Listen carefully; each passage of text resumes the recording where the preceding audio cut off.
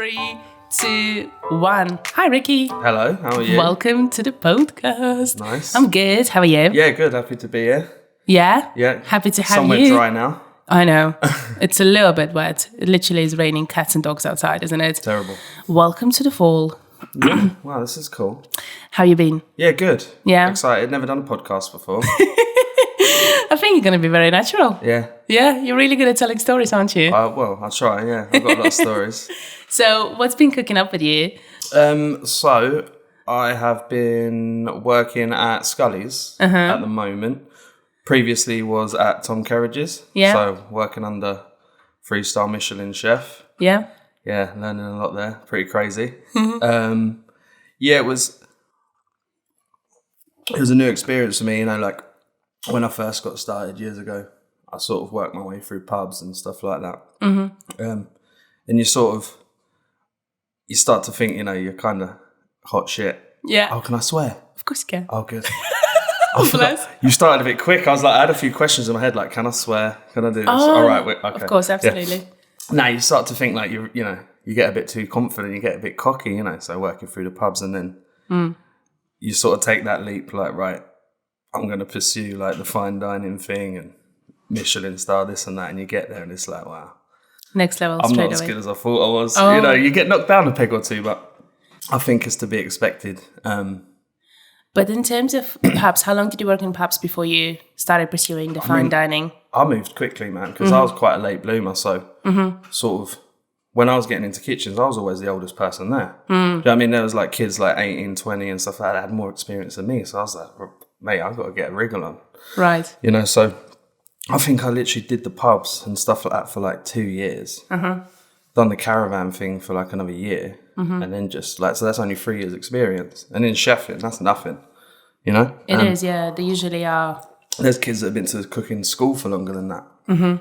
So, yeah, 3 years under my belt, just was like, yeah, let's go for a 3-star. How did you even come up with the idea of something like this? Well, did you have some people who worked with you and they said, listen, Ricky, you have some skills. Would you think of? I always had ideas and sort of, I was always cooking like off menu things. You know, like I took star food on. So wherever I worked, I was always the star food guy. Ooh. So I was always like, I mean, I'd watched like any spare moment in my life I had before I was a chef. Like I was on building sites and doing odd jobs and this and that. But I'd always like watch cooking, like from a kid. I'd be like, any spare moment, like back then before YouTube and before stuff like that, it was like Food Network. So grew up watching that, cooking for the family. And then soon as YouTube come around, like any spare moment I got, I'm on there. Like how to cook this, how to do that. Like watching people do mad scientific stuff with food, you know. Yeah, Heston's, I think, is one of those ones, isn't it? Yeah, I use like sort of the star food like situation almost as like my little platform to sort of teach myself. Did they give you a lot of freedom and products to work with when you were doing Star Food? Yeah, you just sort of get free runs. So, you know, you're like Star Food's 4:00 every day. Yeah. So you just sort of go around the fridges throughout the day collecting little bits and, you know, bits that might get thrown away and whatever. And then you just get a chance to sort of feed your family, really, like your work family, innit? Yeah. You see them more than you do your own family, really. But yeah, so people started going, oh, this is amazing, you know, like, and it was always a bit of a joke, like, oh, this is better than what's on the menu sort of thing, you know. So I really started like pushing the star food, like taking pictures of it again on the Instagram. People were loving it. And then I feel like I sort of outgrew where I was. And then that just sort of forced me to like, yeah, just push myself further and go down the fine dining route, you know. Because you're either going to do it or you're just going to spend the next sort of 10, 15 years in, you know, a place that you might not necessarily want to be. So, but yeah, I had the people around me saying I should do it. So I've done it and I guess it paid off really. Yeah. You happy now? Yeah. Well, I mean, you never sort of, it's a weird way to live because you're never sort of happy. You know, like you're chasing something that you never can reach. That's like true. you can never attain, like even the head chefs that I've worked with and like the Michelin star chefs and all this that I work with, they're not content yet. Yeah. I don't know if they ever will be, you know. They'd literally have to take over the world, I think. But that's what keeps them going, isn't it? Exactly, yeah. I know, that's the competition. That's what keeps us going, yeah. Yeah, absolutely. But yeah. before we're going to jump into the whole kind of Michelin star restaurant thing, how did the food play a role, or what sort of role did the food play when you were growing up? What sort of role? So I don't know. It was strange. Like I've got memories of when I was at primary school. So like my mum was like, we had like cooking classes like every week, and my mum was the person that done it. So she come in, terrible cook. But Shout out to mum. Yeah, shout out mum. Like 50% of the things would go wrong, but you know, we was kids, so we'd eat it. There was sugar in it. But yes, I got those memories, and like one of the earliest memories was me just cooking a really terrible dinner for my mum and dad. I remember there was some sort of chocolate melted in a microwave. Like I literally think I put a bag of Maltesers in a microwave, burnt it a bit. Some sort of noodle situation, but you know, they said it was lovely. Bless. But then I'd like to have this big story where it's like, oh yeah, you know, memories of cooking with my mum and dad and having a nice little allotment, but it weren't really that. Like, I didn't even really sort of rediscover food as a passion sort of again until my mid-20s. You know, like just left school, fell into a job. Like I say, I was on the building sites and stuff like that. Didn't really think about it again. And then I don't know. I just sort of woke up one day and was like, I really don't want to do this. Like working on construction and stuff like that. And then was the food like an obvious answer? Was it like, what would I like to do? And then the food was like right there staring at you, or was it still like a couple of other options and you had to? No, there weren't really no options, because it was like, it's either carry on doing this thing that I don't want to do forever, or let's actually, because I knew what I wanted to do at that point. By then it became apparent, because I think I started going out to restaurants a lot more, and that sort of reminded me like that I love to cook, and you know, seeing people enjoy food, enjoying food myself, I was like, I want to create them experiences. So yeah, I literally woke up, quit my job, had no money, nothing. And I had a couple of mates that were chefs actually. And I was like, look, man, I've literally just quit. I've got nothing. Give me a job. And luckily he knew a guy, you know, and he put me into contact with him. And he's a really nice guy actually, Marcus. Shout out to Marcus. He was like my first head chef. And did it take you as a prep chef, or did it take you? He took me straight in as a commie chef. So what does that mean then for the people? No, he took me straight in as a CDP actually. That's chef de partie. So it goes, so commie chef will be like the first sort of level, which will be, you're sort of there to learn almost, you know, you're an extra pair of hands. You've just stepped foot in the kitchen. Often these will be sort of straight from school, straight from culinary school boys, probably like 18, 19, 20. But he took me in as a chef de partie because he was told that I knew how to cook. And chef de partie is obviously one step up from there. Chef de partie will usually be running a section of the kitchen, be it the hot section, which will usually do the proteins, you know, the cold section, which will handle mainly salads and stuff like that. So your CDPs will be running the sections. Then it will go sous chefs, which effectively run the kitchens in absence of head chefs, or they're like the generals, you know, the head chefs tell them what to do, and then head chefs just oversee. But yeah, I was taken in as a chef de partie because he was told I could cook. And then, how was that first day arriving there? I was obviously shitting it because I just felt, right, I'm blagging this here, you know. I don't know what to do. I think I rocked up in my old steel toe cap boots, you know, straight from the work site. But I surprised myself in the way that all those years of sort of watching TV shows, like cooking shows, YouTube, watching like, things like that, I actually sort of retained some of that information. So when he was saying, oh, do you know how to, can you brunoise this onion for me? Or can you, I was like, I actually do know how to do that. Like, I hadn't done it physically. Ever. But yeah. Theoretically in my head. I had the theory there. So it was just applying it then. And yeah, it sort of worked. So we become really good mates actually. And then like quickly I rose up to sous chef there. And, you know, before I knew it, I was like running the kitchens.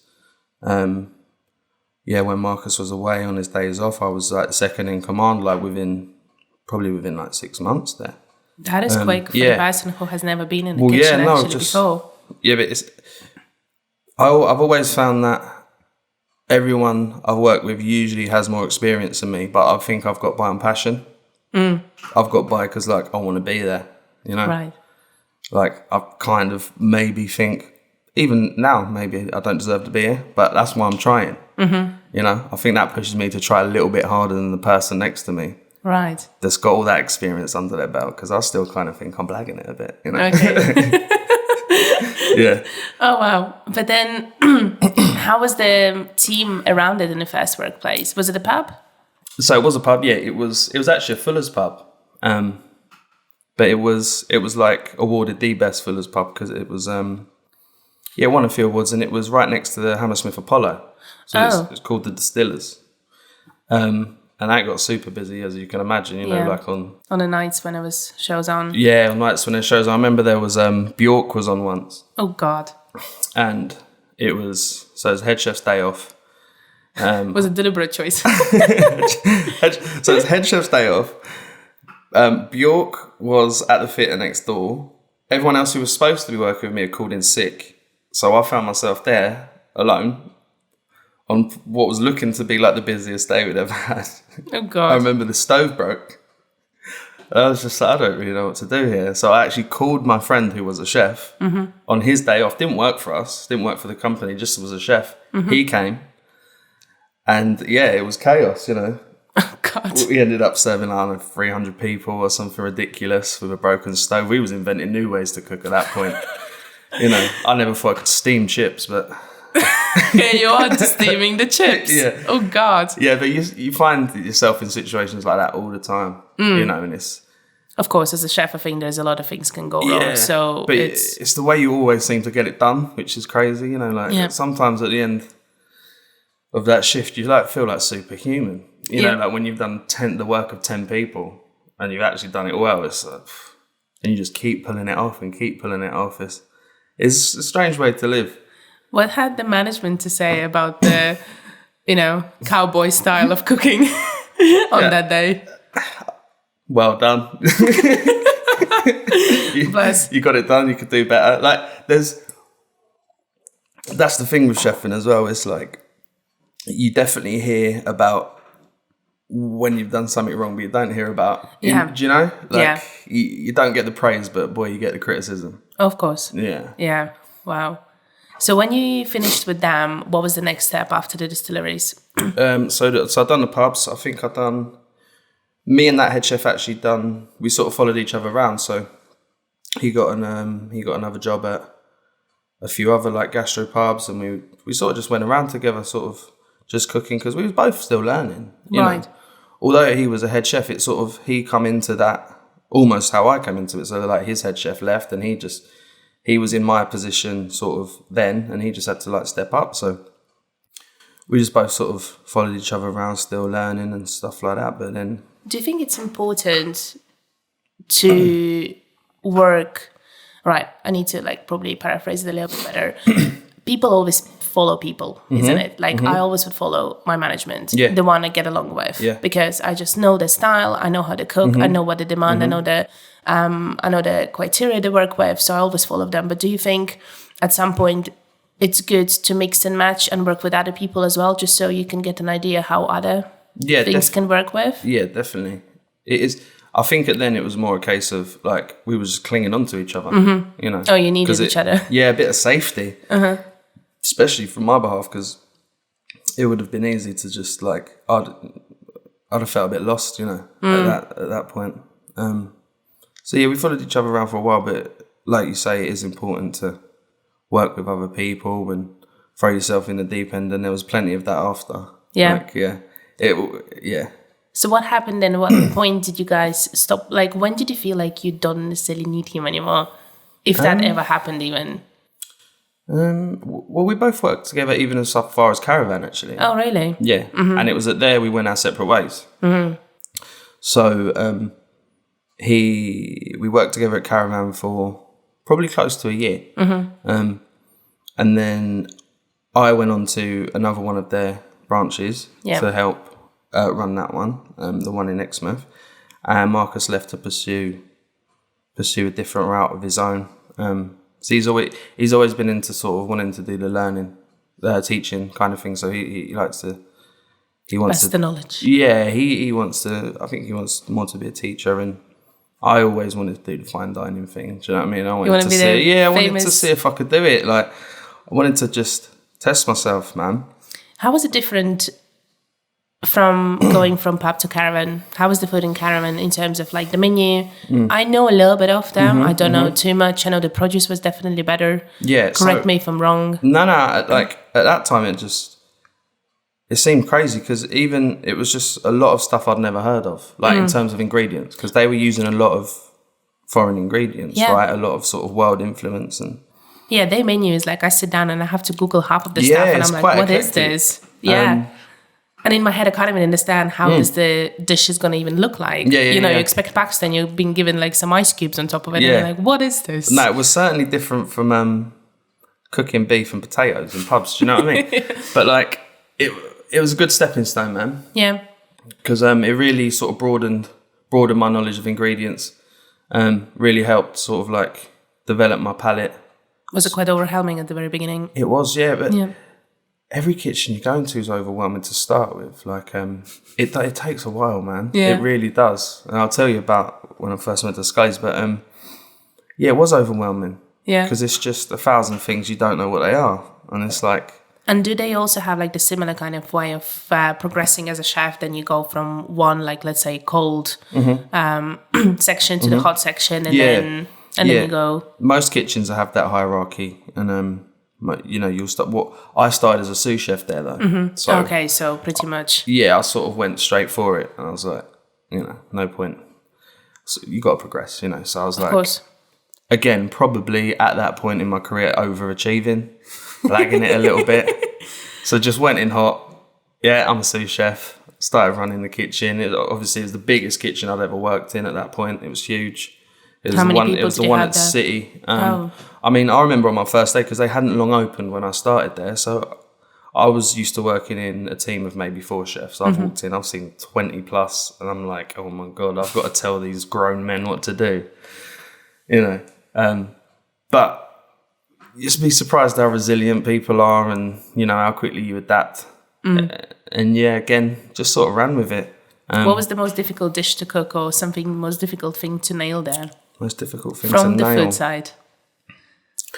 Most difficult thing to nail, I think, because we started was cooking on proper grills then.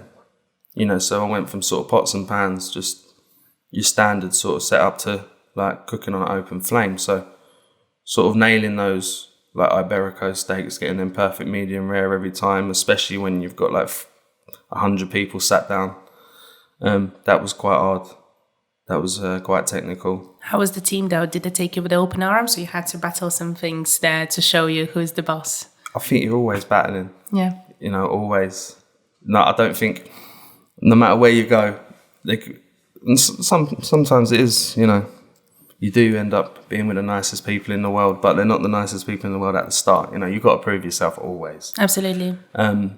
I agree. Like when I inherited the restaurant and I came in as general manager, I was very young. I was 24. My whole kitchen was probably 10 years older than I am, starting point. And they were all foreigners from... There was everything. There was Spanish, Portuguese people and Albanian people. And I think Albanian people were... Probably the most difficult to get along with. The least warming one, it was very tough for me. I remember that kitchen, just to try to get into them and not get sabotaged in the service. There was quite a few moments where, we forgot to order this, and that didn't arrive, and you're of course it didn't arrive. You have to go to the like walking fridge and just literally snoop around and be like, is that what you're talking about? I think it's here.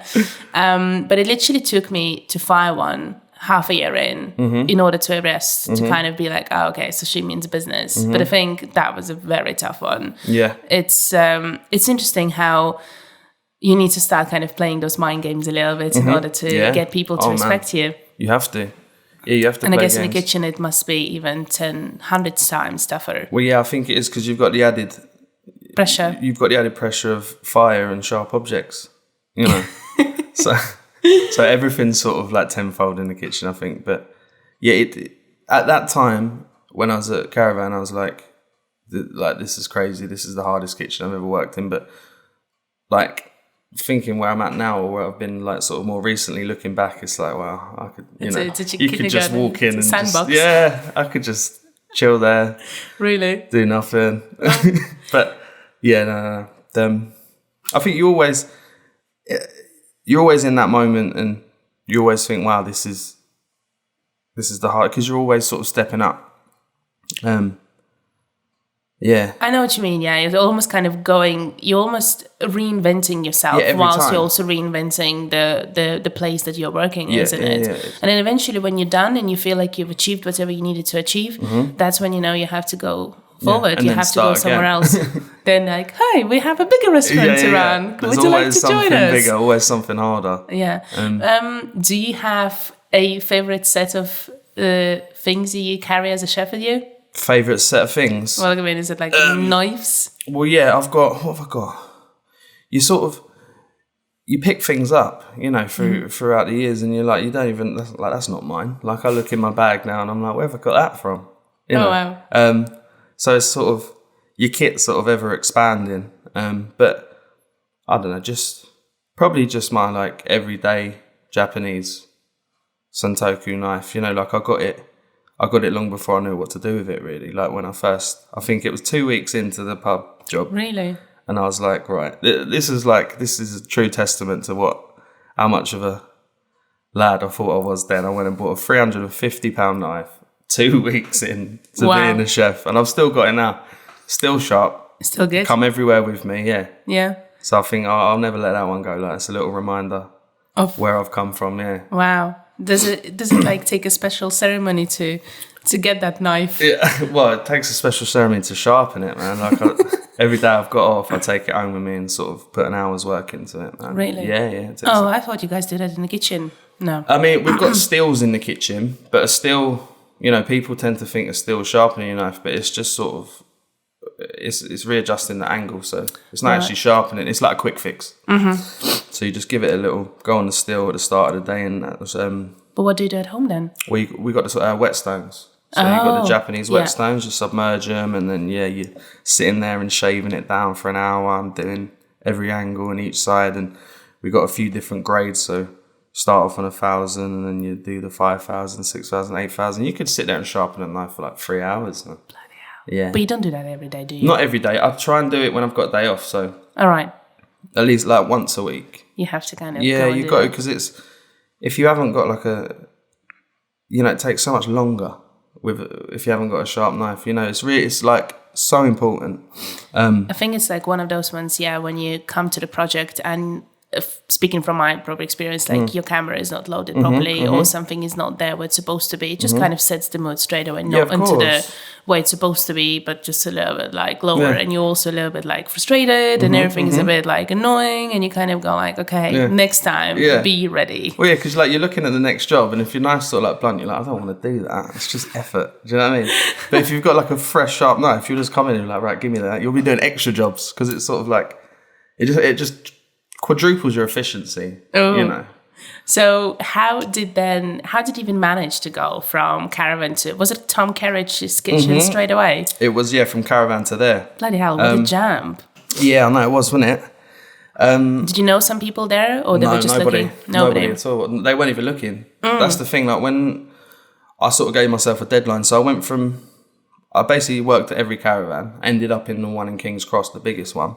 So we was doing like 700 covered brunches, and that is a massive one. It's a monster, man. It's a machine, and I'd sort of been running the passes for the past like year and a half, so I was well out of sync with like the actual cooking side of things. I'd just been like writing, just using a pen for like the past year, but putting in orders in and making sure the delivery is arriving on time. Yeah. But so I sort of went back there to King's Cross, the busiest one, and got put on the hot section.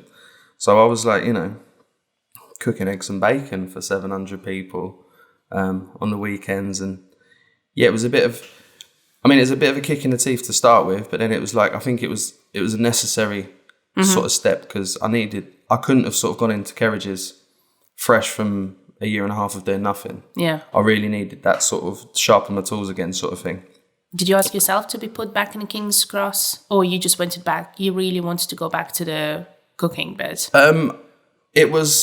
it was more of a case of like a little, I think it's a retraining. Right. Mm-hmm. They did, with Caravan, they move people around a hell of a lot. Mm-hmm. So you'll do a few months here, a few months there. Because they've got so many sites, and obviously with so many staff, if someone drops out, it's, you know, they're juggling people. So, yeah, you find yourself moving around quite a lot. But when I was there, I was like, you know, I said I'm here for 3 weeks. I literally handed in my notice.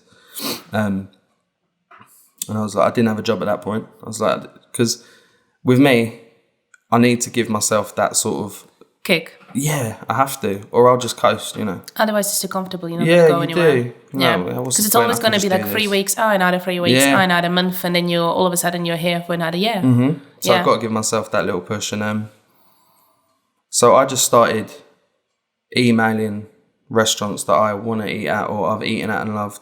Like I wasn't really answering to like adverts or none of that. I was just emailing restaurants like, this is my situation, this is who I am. Mm-hmm. I'm looking for a job. A few places got back to me, did a few trials, and Carriages was the one that I really liked. I know it's very difficult probably to explain, but what did you like the most about that kitchen there? In comparison to the other places it was the most beautiful kitchen I'd seen. It was it was new, it was fresh, it was massive. Like the people seemed really cool. Mm. You know, like there was, I think it was towards the end of, because I'd probably done like 10 trials at that point. Oh. So I don't know if it was me sort of walking in and I was just confident with it now, you know, like with those first sort of 1, 2, 3 trials, it was all a bit like, but by the 10th one, I was just comfortable. You almost knew the gist. Yeah, I knew how it was going to play out. So I just went in there, done my thing, and it just felt right, man. Mm. Was it the food or the produce you wanted to do? The food was crazy. Like it was, when I see the food that was going on the plate there and the head chef explaining every little detail and like not one thing can be out of place. It was like, yeah, this is what I've been thinking in my head. Like this is where I want to be. Right. You just didn't know that it actually exists. Yeah. Until you went there and you were yay, I'm not crazy. Yeah, like you see, like I'd eaten that kind of food, like, you know, a lot. But when you're on that other side of it, you're sort of a bit detached, innit? You don't really think, you're just enjoying a good meal. Yeah. You don't think like, oh, this is the work that's gone into it. But when I was behind that curtain and seeing all that, you know, the skill level that goes into it, the thought process, the detail, it's like, yeah, man, this is what I want to be. Like, this will teach me so much. Mm-hmm. You know, I was a bit, I don't know, I guess I was a bit rough around the edges at that point. Do you know what I mean? And I knew that. Mm-hmm. And I wanted to go and be sort of like moulded and shown how like a chef of that level works, man. Right. Yeah. So how would your typical day at Tom Carriages would look like? At Tom Carriages, would it be like so very different from where you worked in Caravan, let's say, in comparison? Yeah. Yeah, all insanely different, intensely different. So it was a hotel.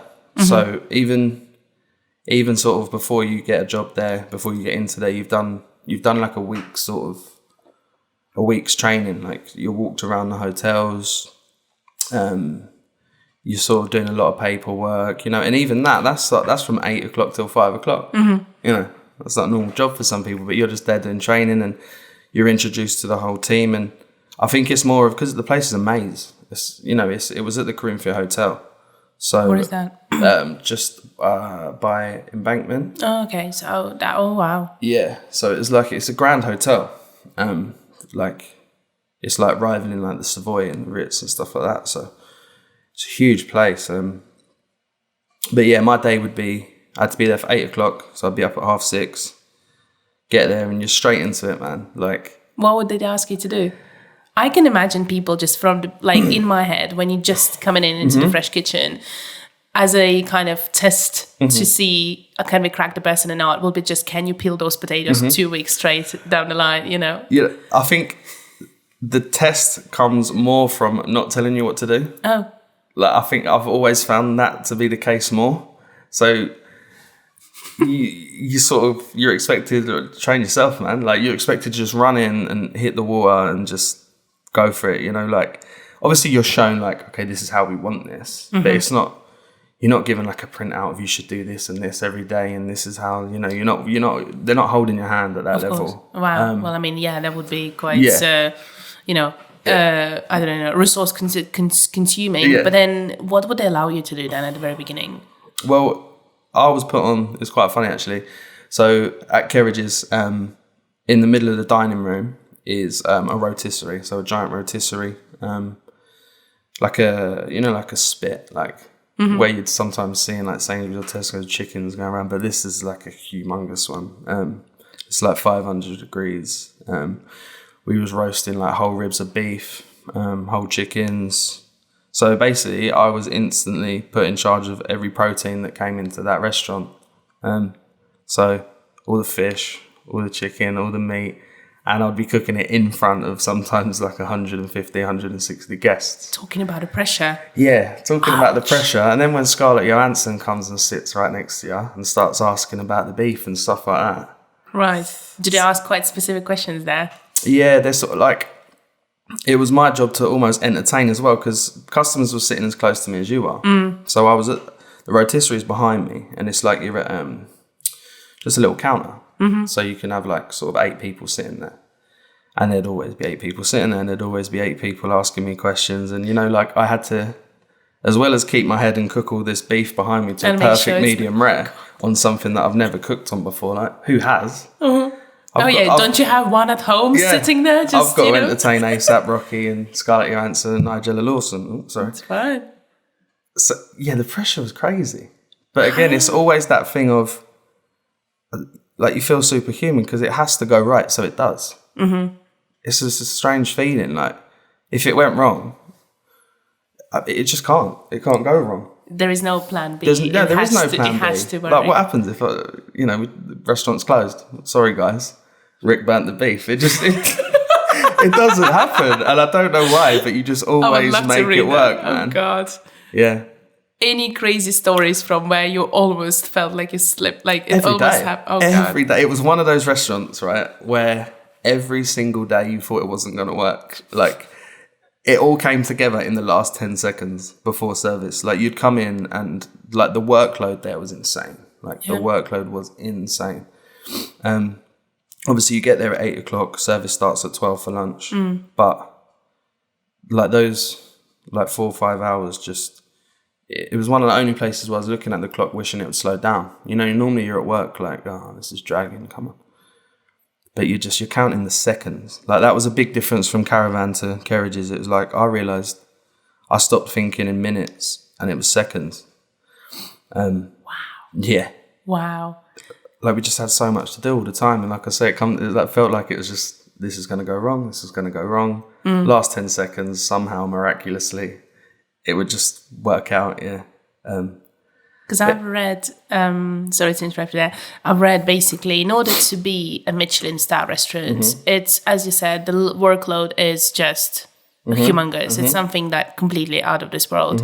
But in order to actually make it all happen, the whole team needs to be so in sync that just everything somehow just works out to that point that you all guys been working for.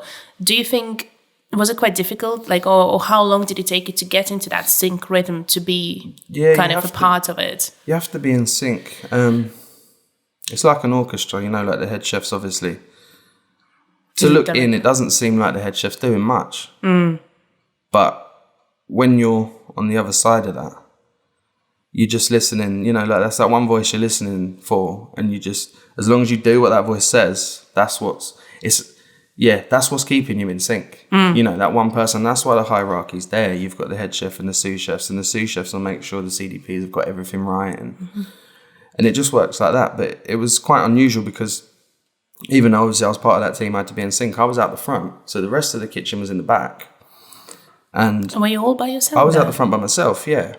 So I'd cook the proteins that went, so I'd cook the meat, rest of the meat. And then I'd sort of run it back into the kitchen where they'd put it on the plate, finish it, garnish, blah, blah, blah. So it was like I had to be in sync with them without even seeing them. So that was quite unusual. And again, that was just like, my day was just spent running in and out of the kitchen, like, what do you need? You know, like running back into the rotisserie, entertaining people. It was crazy there, man. Where did you guys usually have your protein coming from? I assume it's like fresh every single day. Every day. So it was all, everything in that restaurant was English. British, every single thing. I mean, I think they outsourced an octopus once from Spain, but what are you going to do? I mean, yeah. We haven't got many here. Oh, you don't have octopuses here? Not too Next many, to London. No. But yeah, no, it was all super local, man. Yeah, all super local, But was it always, like, I can imagine seasonality comes in place as well. Oh yeah, the menu is ever changing. So how do you even know if today you're cooking that kind of beef from this farm? It takes, let's say, 10 minutes to roast. Like, I'm talking imaginary numbers. I have no idea how to even roast anything. I have never roasted anything. I have a man who cooks meat in our life. I'm the salad person, Nice. right? So how you even, like, figure out how long does it take to do things? I mean, you had so you had the core of the menu wouldn't change. Like, if you had beef on, you're going to have that same cut of beef on for sort of like a month, say. So just about to get used to it, and then they're like, bam, there's another one coming in. But like, you chop and change the things around it, so the garnish will be changing every day. Sometimes the menu would literally change I'd seen the menu change in a service. So the person sort of over that side of the restaurant's got a different menu to this one, because you've sort of like maybe run out of something and made that snap decision to switch that with that, and then you just reprint some menus. Right. So it seems like it's seamless and everyone's like, you've not run out of anything, but that person's got an entirely different menu to that one. Do people mind? Well, people don't know. People don't know. Yeah, people, And like that was one of the things that I really learned there as well, was sort of like the front of house, especially there, was so different and so on the ball. Like it's almost, wow. Yeah, like they really sort of, they worked with the kitchen in a different way that I hadn't seen before. Like they weren't just running the food and putting it down. And it was like a whole team together. You were one big team, and sort of they made a lot more decisions, and they helped sort of explain the food to the customers, and sort of like they really, they made it more sort of like, they made it gel more. So it wasn't like, oh, there's a front of house against the back of house. No. There was no divide. It was impossible. Right. So it's almost like if the chef says we ran out of this, now we're going to be running with this one. It's not going to be a waitress freaking out at the pass. It will be just, okay, fine. Yeah. Tell me what to do, and I'm going to be doing that. Yeah, exactly. And they were experts at like pushing food. So like, if you had an abundance of this today, they'd just be like, look, do this, and they'd get it sold. It was like they were experts, man. That is amazing. Yeah. Because in the kitchens I work, it never works like that. It always is like a freaking out waitress we've going run out of around. this. Yeah, exactly. And you just kind of go like, okay, I guess, yes, of course, it's a years of experience before you're going to be very, normal reaction to this. You're going to be, okay, fine, we don't have it. But of course, waiting staff usually comes from, students, people, it's just a fast job. And of course, a roller coaster of emotions. And when you have like that person freaking out next to the chef, my favorite thing used to be when we had a new manager coming in, and then them trying to work out their relationship with head chef and a sous chef. I loved it. I always would love to take a pack of popcorn and sit there and watch how the things, I know what you mean. It's if they don't get along. I mean, I felt sorry for the management, and of course, as a general manager, your position is there to make sure that everyone kind of gets along to the point that the job is done. Don't become best mates, but you guys have to make the restaurant work, and that's why I'm here to supervise all of this. But it was so funny. Like you would see how the wrong mistake, the wrong thing, as soon as the management is going to take the position of the front of house. Oh, you lost head chef there straight away. It's your job to communicate why that burger was not there and why the certain things didn't work out. It's you have to find those people skills, pull them out, and just make the head chef happy, because if there is no food to be on a pass, you can't serve anything. Yeah, of course. So it's your job to make that happen and make the chefs happy. Because for me, I always felt like waiting staff is waiting staff, but for me, I always try to keep my chefs happy. The rotation of the chefs is humongous. The turnover, people are coming and going. As you said, 16-hour shifts. Horrible. I don't even know why you guys do that. Yeah, I know. You must love your food. I think the turnover at Carriages was one of the highest I'd ever seen, actually. Yeah, that would surprises me. I mean, it was quite surprising, because even though you did mention before that, you go and there will be another queue of 15 of you getting to that position. Well, you sort of thought that, once you are at that level, you'd hold on to that job for dear life. Yeah. Do you know what I mean? But I don't know, it felt like, I don't want to paint it in a bad light, but it felt like somewhere that no one really stays for long, Yeah. Sort of like I was there for however long I was there, and I saw like 10 men leave, half of them literally in tears. You know, like yeah. But that just explains, or that just says that not everyone is cut for this kind of environment, and that's it. It doesn't necessarily say that the place is bad. It's just this is the level, this is the tempo they're holding. The stress you either match to this one or you go. And whatever the time you were there, you just picked up the skills that you wanted, and that's it. Yeah, of course. It was, you know, it was hard. It was definitely not a walk in the park. Like, it was hard. Like, I had my moments where I was close to tears, you know, but I'd save that for home. You know what I mean? Yeah. Like, I'd walk in and I'd see some boys, you know, and they were clearly, you know, they'd talk to me because I was always an approachable person. You know what I mean? Like, You do like one. yeah, you know, some of the guys there were like, they looked like you wouldn't want to befriend them too much. But I was always approachable, so sort of I became like a bit of an agony aunt there. Do you know what I mean? And some of the boys were like, Rick, man, it's too much. Like, some of them were depressed. You know? Really? Yeah, like seriously, like. There was, it felt a bit like a kitchen, you know, like that archetypical kitchen from like 20 years ago. Where like, how are you getting away with that sometimes, you know, like in terms of just how maybe people were treated a little bit. You know, so yeah. But I think we can talk about human rights as much as we want to. Like, I was reading Kitchen Confidentials by Anthony, and, you know, the first 20 pages where he explains how, you know, what is it, like 1960s, back in Manhattan kitchens. I see that still happening here, Man, and it's not gonna change. Kitchen is kitchen there for a reason. Like, it's always gonna be rock and roll, drugs, and whatever else not, and a coffee non-stop. This is just the way the kitchen work, and I don't think anyone would like them any other way, to be honest. Yeah, no, apart from maybe some of the little kids that are in there, but I mean, one day I saw there was a little boy. He was probably like 18, 19, and he had a bad day. Like, nothing was going right. So they decided to, every time he made a mistake, they had a permanent marker and they'd write a line on his forehead in permanent marker. So by the end of the day, he had a tally chart on his head. Really? You know, like 20 mistakes, 21 mistakes. And, you know, you could see his eyes. He wanted to cry a little bit. And I'm laughing about it. But at the time, it was sort of like, that's not nice, man. It's not nice, but you can put it down and say, character building and all stuff like that. But, you know, he probably went home and was really upset that day. Bless him. Wow. But what was the highlights of working in the kitchen then? Like Carriages? What you, just like for yourself, you were like, whoa. I reckon sort of dealing with those times when, like I say, one day A$AP Rocky come and sat down. You know, and I was like, I've just got used to cooking to this sort of like level. And now you're throwing A$AP at me. Like, but, you know, when people like that walk in and you sort of realise you're working at a restaurant where people like that do walk in. It's I've never seen Scarlett Johansson at, you know, the pub in Hammersmith. No? You know?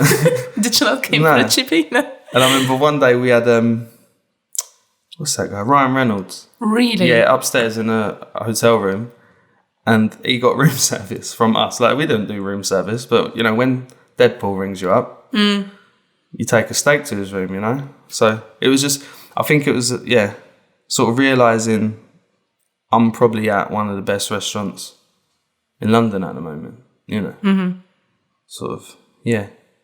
Did you manage to get a glimpse of how does the menu comes together? Because for me personally, that's what always fascinates me, is how those great minds come together and create this bespoke menu. Like, what are the factors that they put in? And if you manage to get a glimpse of that, it would be amazing to kind of know a little bit more. So, like, Tom was actually there quite a lot. So, you know, it's his new restaurant, so he was there sort of maybe 3 times a week. And does he have any other restaurants? So he's got a Hand and Flowers. Yeah, and he's got a Coach. Okay, so busy guy. And he's just opened, this was after I left, but he just opened a new one actually. I think it's in Manchester maybe. But yeah, you know, he's obviously, first and foremost, is his food that he's sort of like created over the years. But he'll obviously work closely with his head chefs, and they'll work closely with their sort of senior sous chefs. And it'll just be a collaborative effort. Obviously, a lot of it is like based on seasonality. A lot of it's sort of like tried and trusted tried and tested recipes that have come sort of from the other restaurants. So, you know, the Hand and Flowers is a 2-star restaurant. So when you open this one, there's a couple things taken from there, you know, like, but readapted sort of for a London hotel. Because there's some dishes, because the Hand and Flowers is a pub in Marlow, you know, it's the only 2-star pub, certainly in England. But I think it was like a 3 or 4 month waiting list. I tried to book a table and I was like, all right, I'm a little bit too late for the party. But some of it's sort of dishes from there that are just a little bit adapted. It sort of feels like they've got almost this big, there might be a big book somewhere and they can just go, right, we'll put that on this time. You know, like just dishes that they know that work. Or like sort of, and I think things like sort of slowly change and evolve. So like a dish that might have been this 2 years ago sort of evolves and gets reinvented and ends up here as something sort of entirely different. And yeah. Do you, in my head, when I'm watching, let's say, Ugly Delicious or a lot of Netflix food programs, right? When I'm looking at a dish, it's always like, if you have something fatty, you need to balance it out with something acidic. And then you need to add something soft and perhaps maybe something crunchy. So you have all those kind of spectrums of sensations going on in your head. When, let's say, you build a dish, is that something you use as well as definitely. A kind of formula to knowing that you kind of tick in all the boxes? Yeah. Certainly now. And I think, that's like you're hitting the nail on the head. It is a formula. You know, like for a dish to sort of taste complete, even like you could go out and eat something and not even think of those things, but it tastes that way and you're enjoying it because of that. Yeah. You know? Yeah. So like, you might not be a foodie, you might not love food or necessarily like be into food, but if you have a dish and you're like, wow, this is amazing, it's because those boxes have been ticked. It's because people have thought about it for months. It's because there's like acidity. It's because there's fattiness. So yeah, it is something. It's always something we think about. And at Carriages, it was, it come from a lot of like purees for sort of like it was very much like you'd have your protein, you'd have your vegetable garnish, there'd be like a puree and a sauce. That was sort of like the formula, because you get that fat, you'd get that silkiness from the puree, and they'd often they loved the deep fried herb there.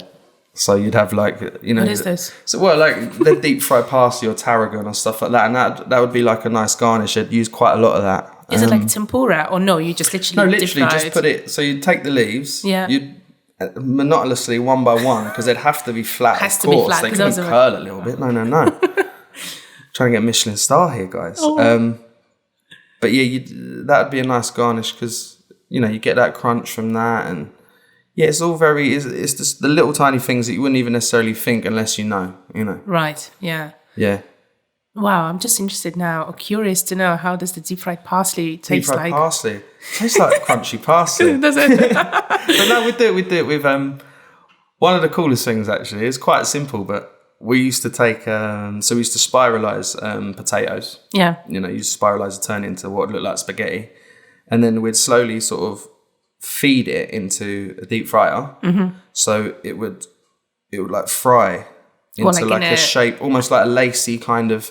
We call them space potatoes. Oh. And that was like a garnish for a quail dish, but it was so simple, but it looked so effective, because you'd get this sort of like lacy sort of fried potato, like a volume. Yeah, come out, and then you'd dust it with dehydrated parsley powder, so it's bright green.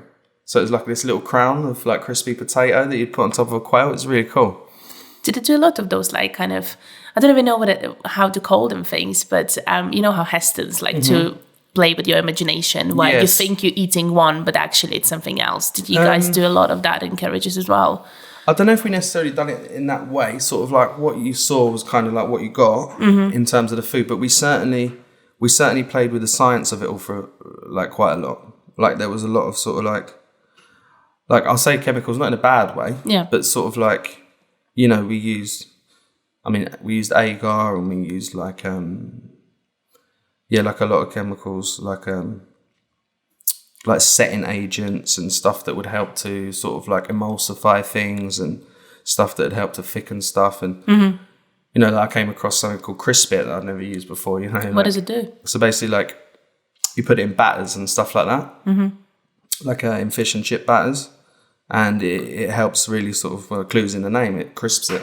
Like, yeah, there's little tricks of the trade that you learn like that I'd never seen before, Yeah, we use a lot of things like that. That is crazy. Yeah. Like my head, I cannot even put it together. How is it to be in a such Well, you sort of wonder, like, how do you get it so perfect every time? You know what I mean? Like, if you're at home, sometimes your hollandaise will split, or sometimes, your gravy might not be thick enough. But, they've got these little tricks and these little potions, and just to kind of just to get the percentage of the getting it right slightly higher. Exactly, because you can't afford at that level for something to go wrong. So you've got these little sort of little backups. So what happens if the chef at the past sends the plate back and says, redo it? You redo it, and how much time do you have? So fast. Really? You realise that a steak can be cooked in 1 minute. Again, it comes back to that thing of getting it done. It's like, how did I do that? But do you have some like extra steaks cooking there, just in case? You learn to back yourself up, right, every time. Even if it looks perfect to you, and it might be perfect.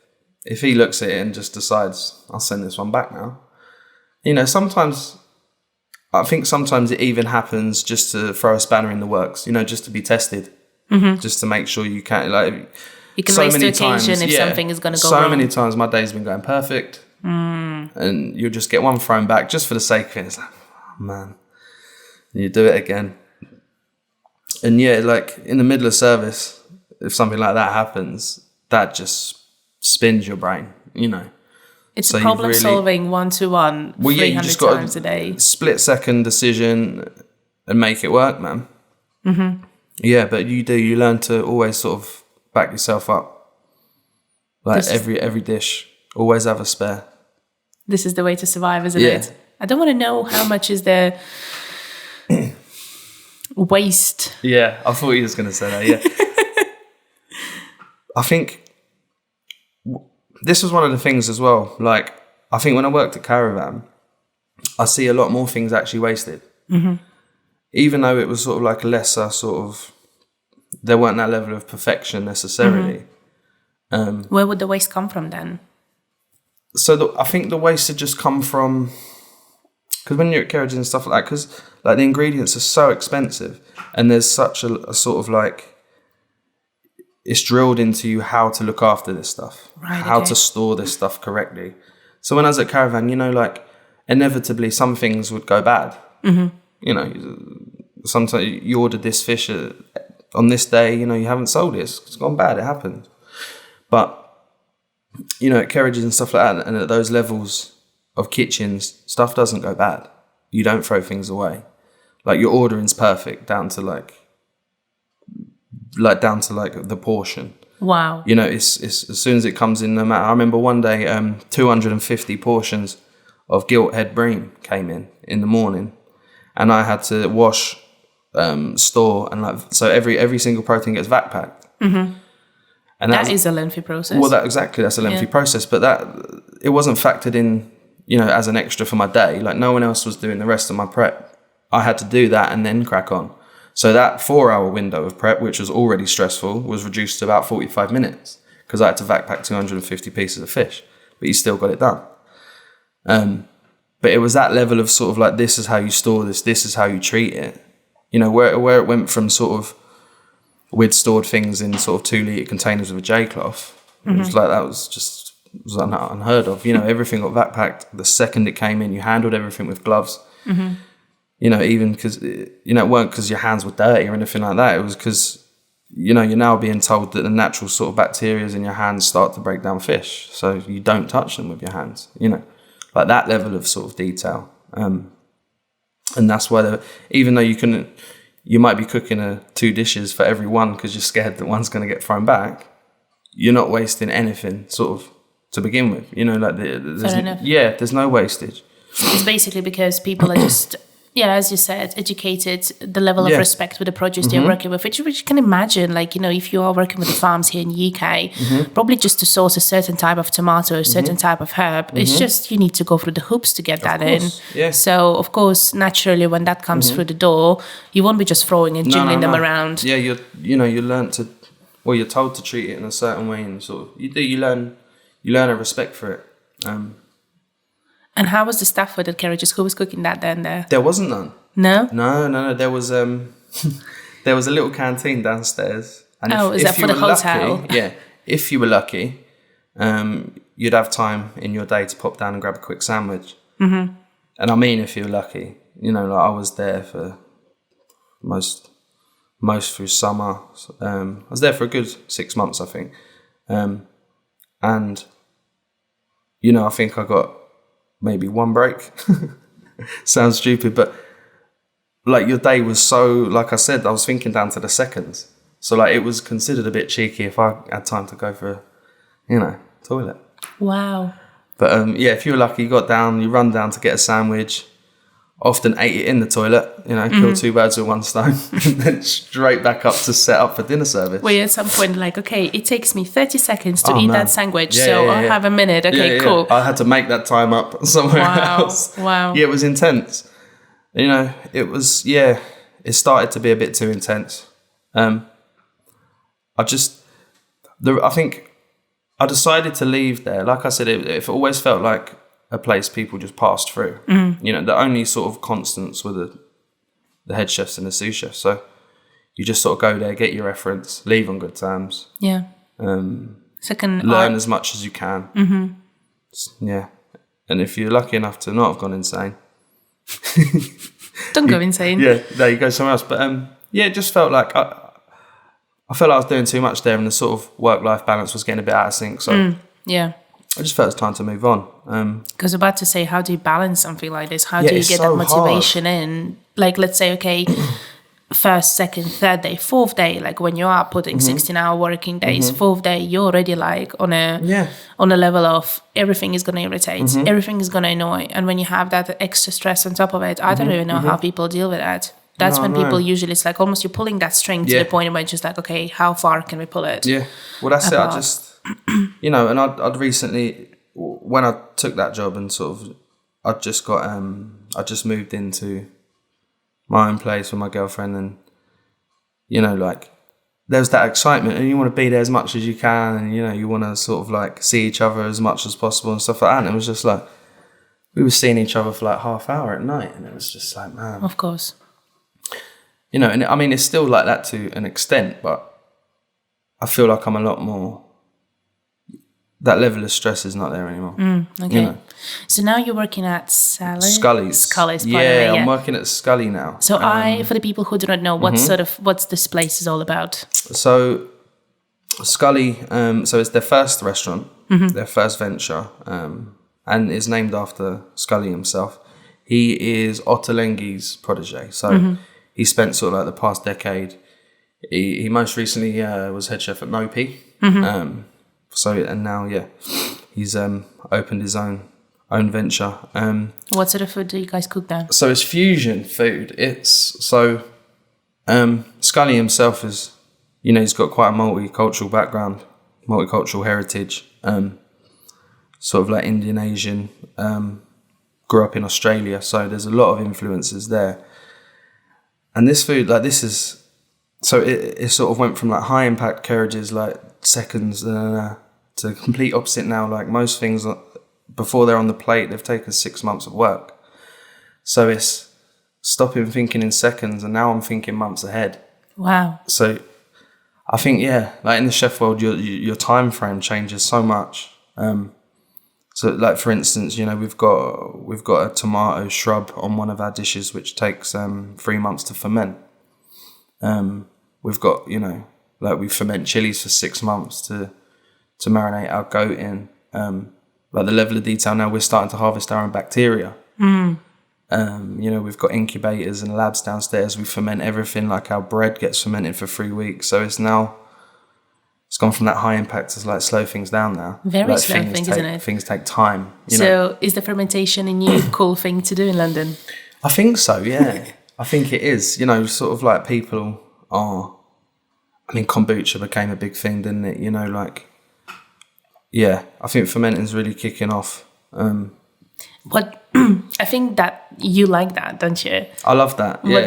What does fascinate you about it? Because it's quite new to me. Like I said, it's all been fast, and now it's nice to slow things down. So like, well, you've seen I'm starting to do kombuchas at home and stuff like that. Like it's just interesting. It's like you've got these little pet projects, you know, like you've got things, like I've got things scattered all around my kitchen at home. Like I've got a miso that'll be ready in like 9 months. You know, it's like having a pet. Yeah, it's cool. And I'm learning things like that at work as well. And I'm bringing that home. And yeah, it's so interesting, the level of work that goes in, but in a different way. This is more time now. But what happens if, let's say, one batch is going to go off and you have that planned on the menu? Yeah. How does that go and work around? Well, again, the head chef there, Tonto, he sort of worked in a way like he's always backed up. You do two. You just do 2 batches. You have 2 batches ready. Because obviously, if you've sunk 5 months into one and one goes wrong, you can't recoup that 5 months. You can't just quickly make it, you know. So you have 2 batches at all times ticking over. And again, it's just about how you treat things. You've just got to be... You make sure it doesn't go wrong, really. You know, you just treat it in a certain way. As long as you follow the formula. Well, as long as no sort of corners are cut. Right. And that's why the hierarchy's there again. That's why the head chef tells the sous chef to make sure make sure no corners are being cut, because if it's done correctly, it will work. Theoretically, yeah. But then with bacteria, it's such a funny process, isn't it? Because you never know, what can potentially... It's on such a micro level that it's not like you can see it with your naked eye. Oh, it turned yellow from green. Clearly something is wrong. So. But you know, these boys have somehow managed to harness that and work with that sort of, you know, they know a lot of things level I don't know. So, you know, to us, we hear bacteria and fermenting, we're like, oh, that could go wrong, but they've, you know, I think they've mastered it there. Is that a kind of one of the main things they do in the restaurant, or is it just something that they really want to? I think it is quite a focal point of it, because you know, when you walk in the restaurant, you're greeted straight away with the pantry, and the pantry is just jars upon jars upon jars of things that are fermenting, things are pickling, like shrubs and stuff like that. So it is definitely a focal point of the kitchen, which it's a cool point to have. There's not a lot of people doing that to that level. Do you think? Yeah, I think British people not really. I think it's not really a thing to pickle things, isn't it? No, it's not. It's certainly not in British cuisine, no. Yeah, because I mean, we'd consider that gone off. Yeah, it tastes sour. There's mould on that. That'd go in the bin. But we're out here trying to grow mould and stuff. But yeah, I think that's why I'm enjoying it so much. Because it's not something I've grown up with, and certainly not something I've really experienced until very recently. So I think fermentation in general puts a big smile on my face, because in Estonia we do ferment a lot of things. Like, I'm terrible at doing this, but my mom, my grandma, because I grown up in a village, we had a big house. We didn't have any farm animals, but we had a big land. So when it came to like harvesting potatoes, we would be a whole family gathering, and everyone would be like coming in and helping out, because there was just so much of it. And also with apples, we would be having like a apple presser, and it's all would be like hand pressed, done, and then in the in the winter you would go into the cellar and it would all be full with like apple juice. My mom would do a lot of like pickled tomatoes. We would call them like a dragon tomato, so it's like a small cherry tomatoes where you put small pieces of garlic in. Nice. And then you pickle them with like a normal, like I think sugar, vinegar, like kind of compote, and then you let them sit there, and it's amazing, because obviously we had a massive garden, and my mom was like, I don't know what to do with all those vegetables, so we need to find a way how to preserve them. And I thought everyone is doing that. Yeah, well, that's like, obviously, as you know, my girlfriend Egla, she's Lithuanian, and it was like, I'm coming back like, oh, look at this, like, this is fermented tea, it's kombucha. It's like my nan does that, like. I know. She's been doing that for 80 years. I know. I'm like, oh, this is SCOBY, like, you can make vinegar. She's like, yeah, my nan's got one of them under her sink. Yeah, literally. We have it under the sink. So unimpressed, like. But yeah, we was there recently in Lithuania, so yeah, you see, like, it's not new for some people, but it is. Yeah, it's new here, and. But you guys are working with some really, like, because obviously we would not ferment fish, and you guys are doing some crazy stuff with the fish over there. Do you mind talking a little bit about that? Yeah, so we do some crazy stuff, like we're making sort of like, so we get in whole halibut at the moment. We used to get in whole turbot, that's recently come off the menu. So we're getting in like big old whole halibuts, and what we do over there is we hang our fish. So it's not too different from hanging sort of meat, you know. So we take the guts out, take the gills out. That actually gets used to make our own fish sauce, make our own garams. Why do you take them out? So it's sort of like anything that can sort of rot or decompose, anything that's sort of like, because the gills are sort of obviously, they're on display, so anything that can rot or anything that can sort of be exposed to sort of like bacteria too much, that's all removed. Sort of, again, it's like hanging, you know, like how you'd hang, I don't know, like a cow or a pig to remove the blood and all stuff. So all the impurities are removed, and you sort of we try and go for a week and a half on the fish. It just develops the flavour, it dries it out. Does it make it more like dense in flavour? It makes it certainly intensifies the flavour, but it also allows it to take a bit less cooking. So where you've sort of like removed all that moisture, and it's not it sounds like you're making it dry, but not in a bad way, but you're removing sort of like that fishiness, you know, like fish tastes kind of fishy in that certain way, because it's not hung, it's not allowed to sort of like just sit and firm up a bit. And so when we come to portioning that and breaking that down and cooking it, you'll find that, you know, you're cooking sort of like 160 gram piece of fish in maybe like 3 minutes. But is it not because fermentation in general breaks down the tissue, so hence the cooking time is less? Yeah, it's less. So you're breaking down the tissue there, you know. But what would you balance that quite tense fish flavour? What would be like the garnish with this one? So at the moment, I can tell you the dish at the moment. So the halibut, so we're doing that. That's dressed in a spice butter. So that's just pan fried. Sees the oven for about 2 minutes, and we leave. You know, we make sure all the fish gets to rest like a steak would. You know, so when it comes out the oven, it's not necessarily cooked all the way, but it does that last little bit of cooking as it's resting.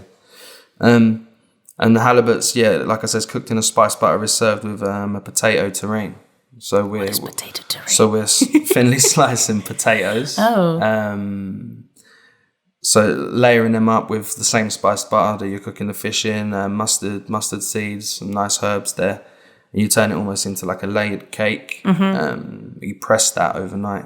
Is it like not like pommes and or like the French people Similar. do, but they just add some cream fresh or something like this into it? Similar, but you know, we do it instead of the cream and stuff like that, it's with spiced butter and herbs, and it's really nice. So you get a nice slice of that.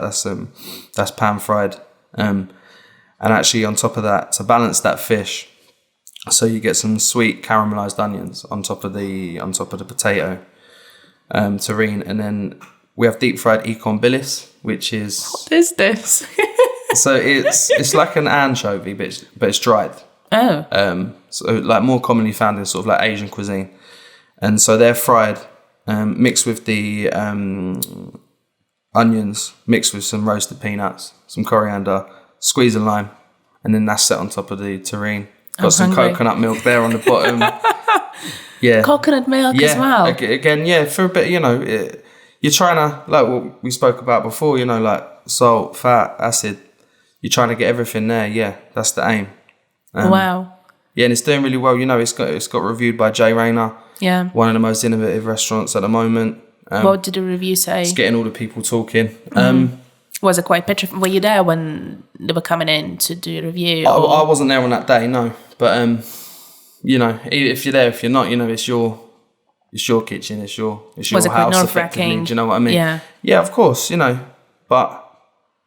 Yeah, it's nerve-wracking, but you know, you get in scenarios like that. I've been, you know, a few places where magazines will come in or reviewers will come in, and you get the heads up. You know, you always know. You know, even when you don't know, you know. You know, yeah. It's supposed to be all secretive, but. And what happens then? Do you guys serve just anything off the menu, whatever they choose, or you have a menu for themselves? No, they'll still be eating off the menu, but it's sort of like you give an extra 10% focus almost. Yeah. You know, like you switch. You're like right, boom.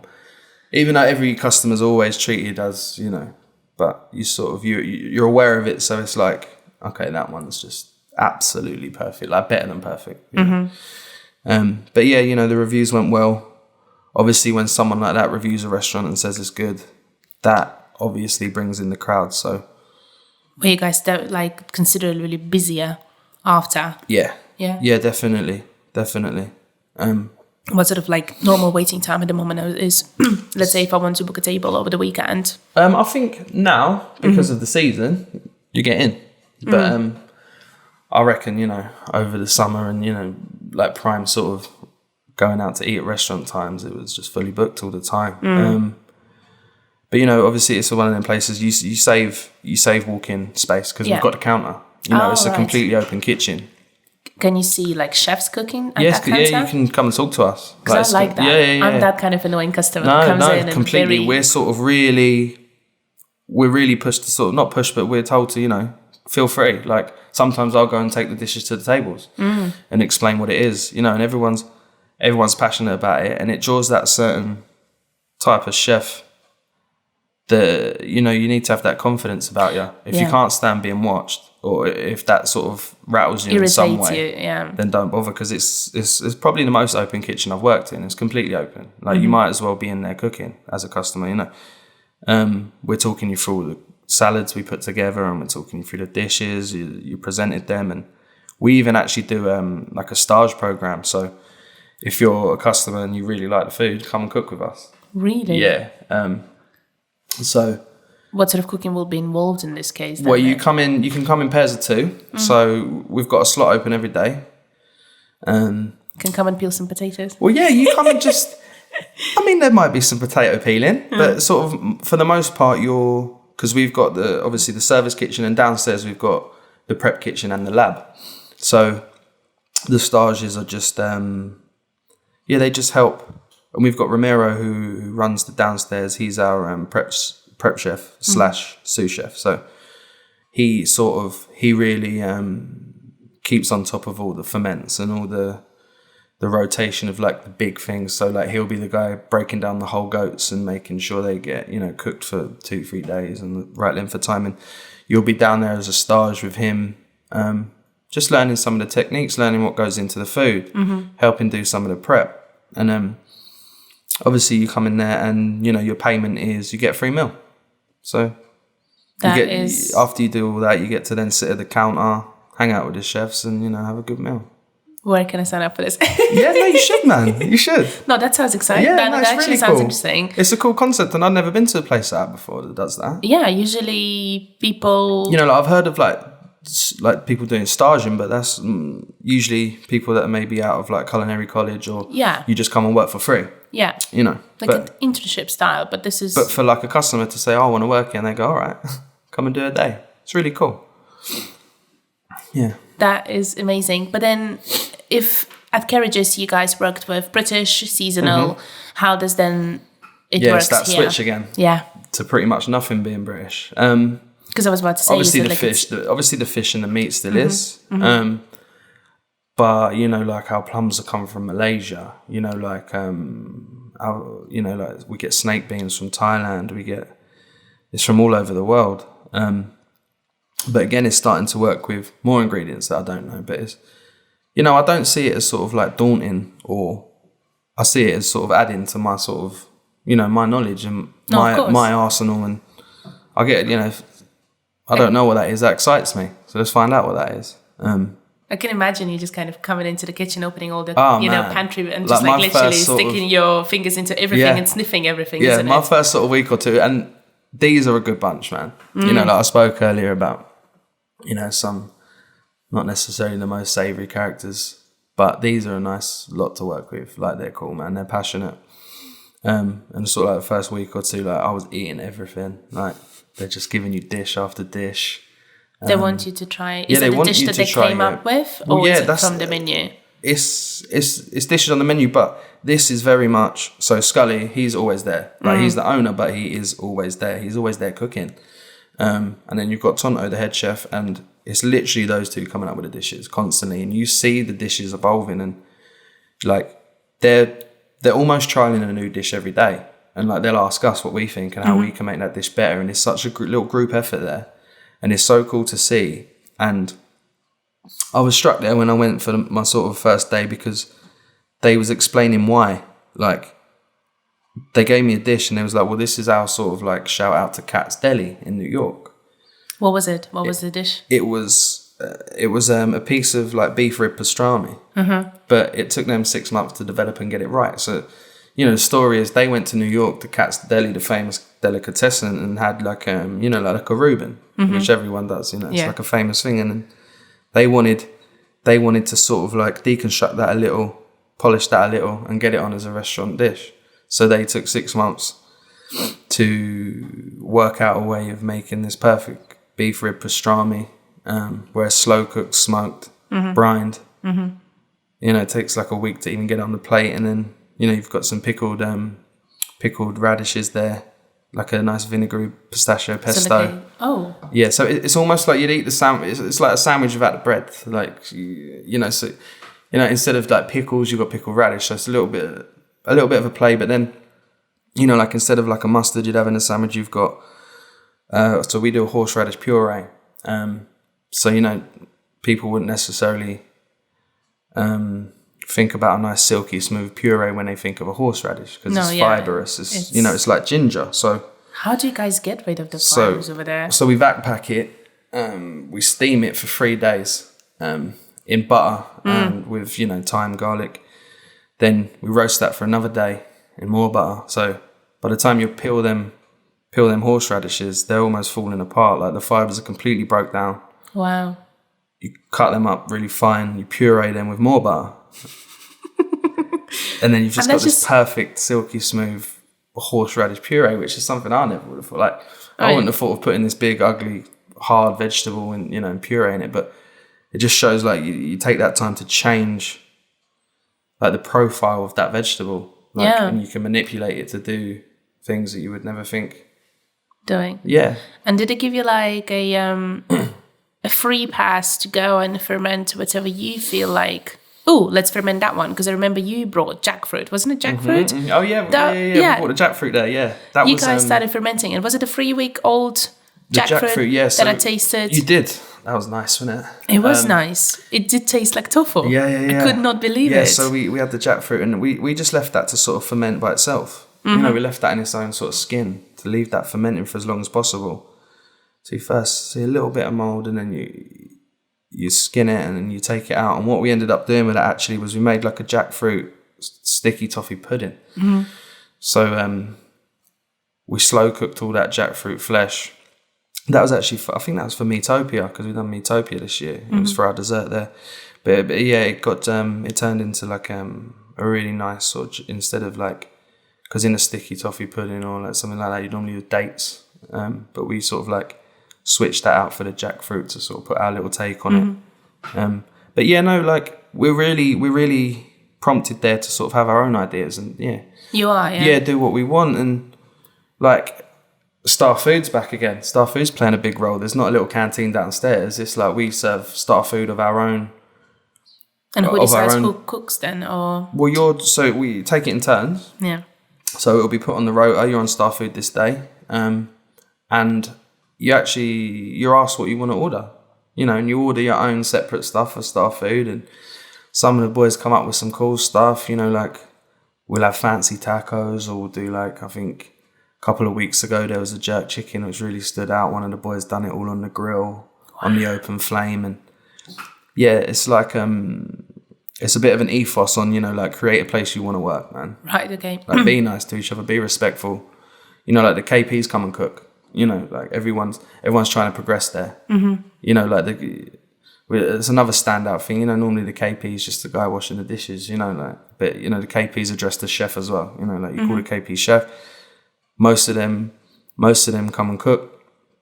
You know, do a few shifts, starting to learn, because we're trying to progress everyone. You know, we want the KPs as chefs, and then you hire another KP, make him a chef. You know, you keep the wheel turning. Yeah, which is a nice thing. It's that ethos of just making a place you want to work. It's really respectful. And do you have like a staff area where everyone sits down? Because there was one of the restaurants I used to work where it was only open in the evenings, and it was like an opera restaurant where it would be a French cuisine, and then the waitresses and waiters would be half and half. So you will be just staff who's just serving, and there will be staff who's serving, and then all of a sudden they start singing. Yeah, it was here in London. Yeah, an opera restaurant. Opera restaurant. So yeah, the food was okay, but I think the biggest thing was, of course, it was always singing. So all of a sudden you'd be served like, I don't know, filet mignon, mignon, and then the same guy will be just singing. Like it's pretty cool. I loved working there. And then they would always open, like the restaurant will be open from 6 o'clock till 10 o'clock, and then we would always have a family meal. I think it's either 4 or 5 o'clock. Yeah. So you come in, and even head chef and everyone sits down with you around the big table, and then you just kind of chit chat. Do you guys have something like that? Yeah, so we 4 o'clock as well. But so service, last table's at 2:30 at our restaurant for lunch service. So sort of by 4 o'clock it's cleared out.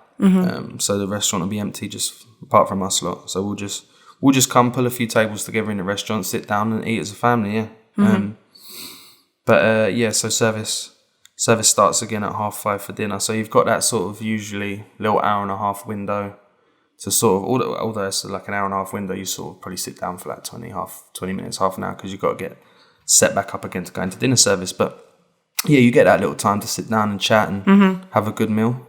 Yeah, it's nice, man. That's nice. You love it there. Yeah. So what does Ricky want to do? What do I want to do? Yeah. I do want, like, I want to have my own place.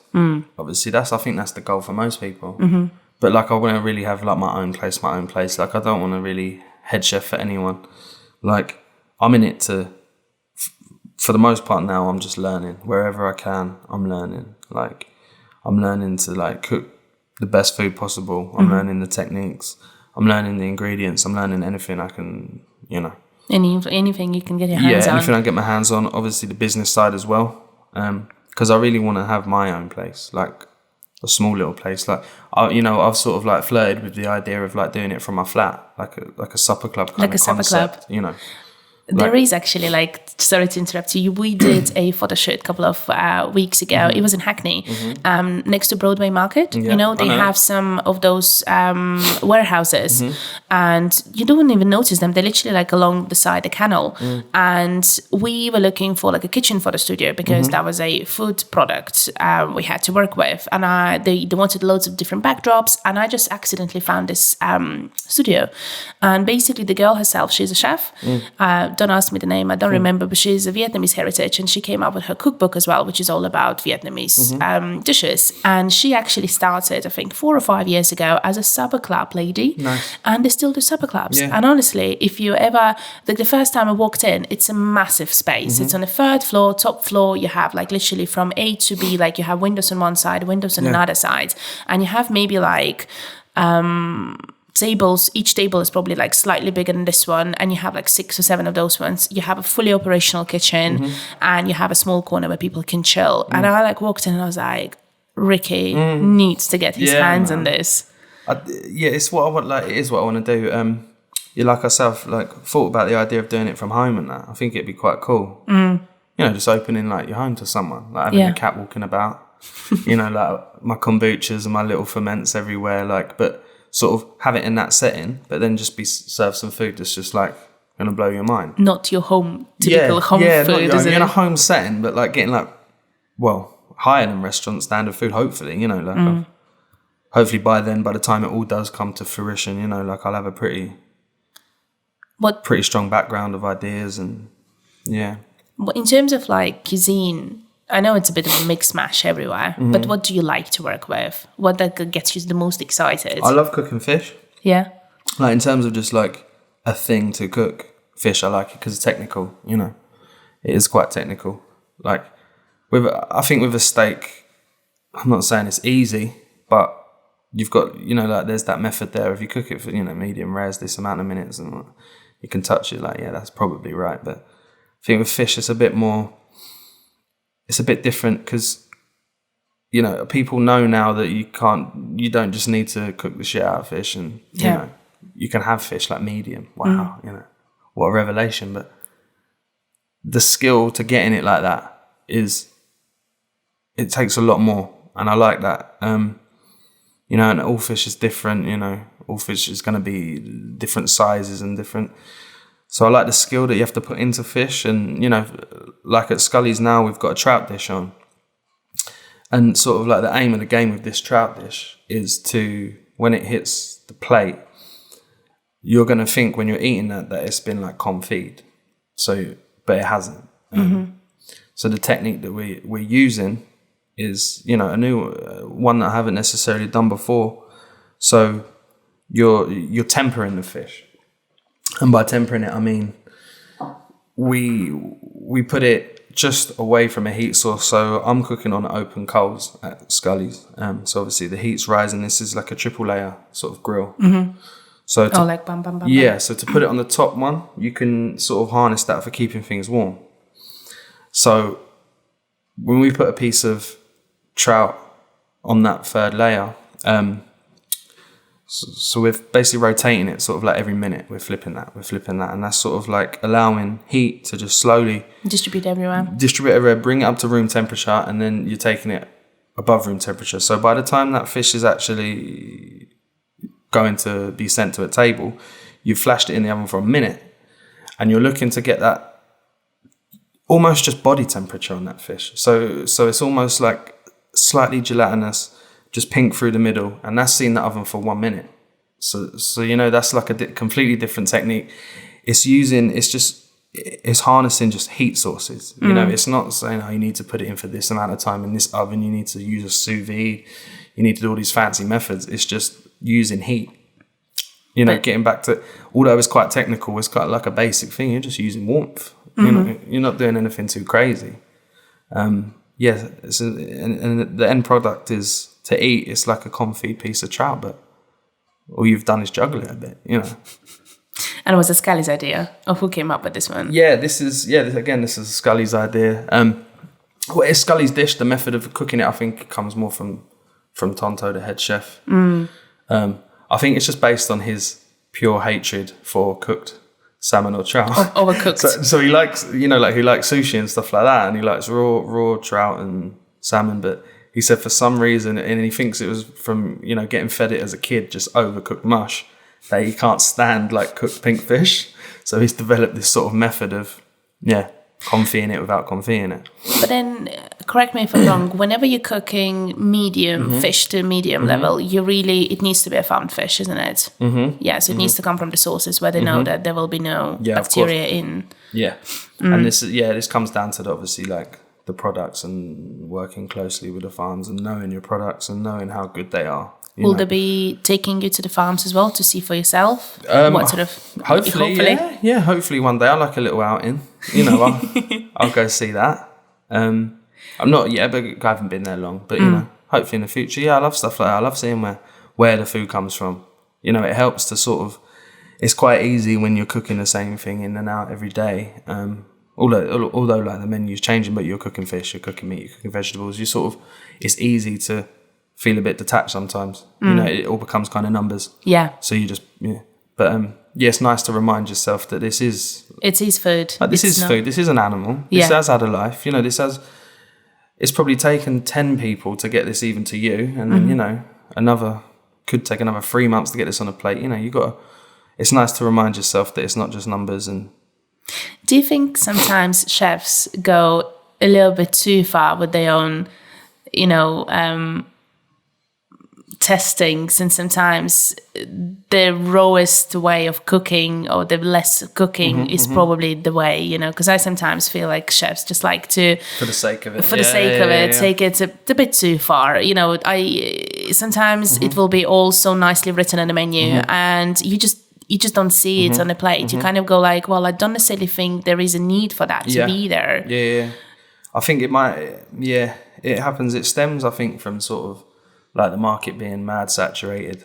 You know, everyone's trying to stand out. Right. So like if someone's done like 2 processes with this piece of fish, the next guy's got to do 3. And then, you know, and it is just sort of like a lot of buzzwords and a lot of like, but I think if you're really confident in your cooking and your chefs and your ability and your produce, you don't need to do a million things to it. You know, like I said earlier, like a piece of trout, you know, see in the oven for a minute.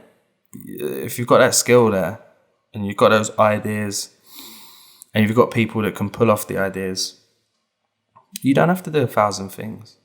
And like for me, when I go out and eat now, like I avoid the Michelin star places, like, because I feel like I've been to so many and they know the method that it takes to get that Michelin star. Okay. So you sort of, it all feels the same, you know, because they've all followed that procedure to get that star.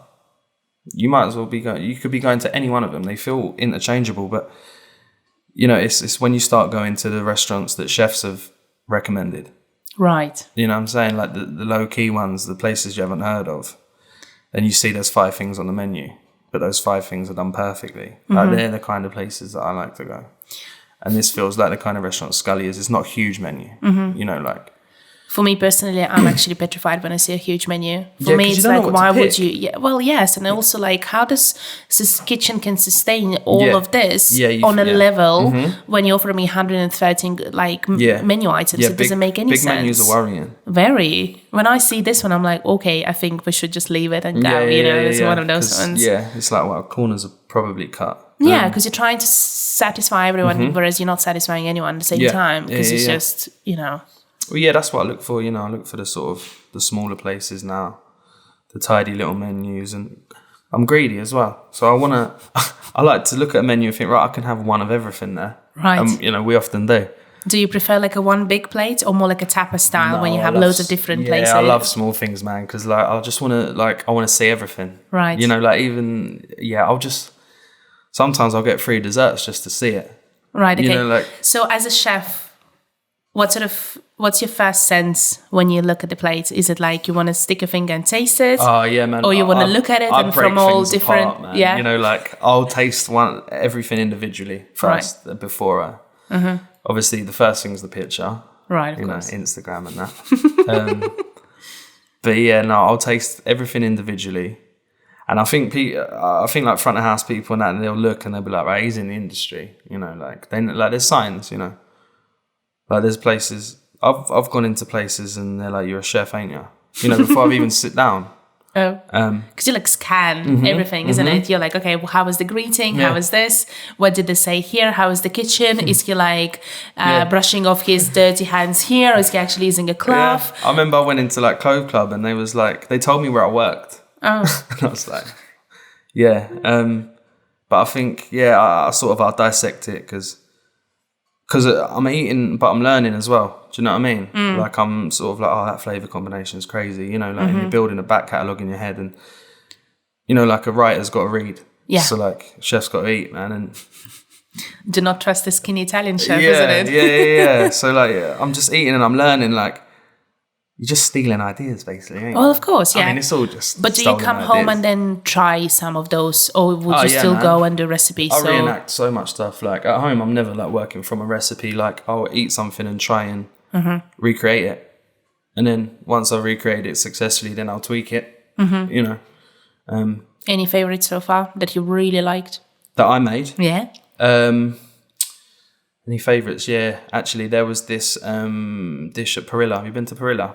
So they done like we went on a Sunday and it was like their sort of like take on a roast, I guess. But one of the side dishes, it was like this cannellini bean stew, but on top they'd just layered it with sort of different garnishes. There was like breadcrumbs and there was like a certain cheese, and there was like a pesto, and there was like a little salad garnish. So you'd sort of every sort of spoon you had, you're eating the stew underneath, but you're eating it with a different topping. So I recreated that at home, like with my own toppings and tweaked it a little bit. It's sick, man. But yeah, that's what I do.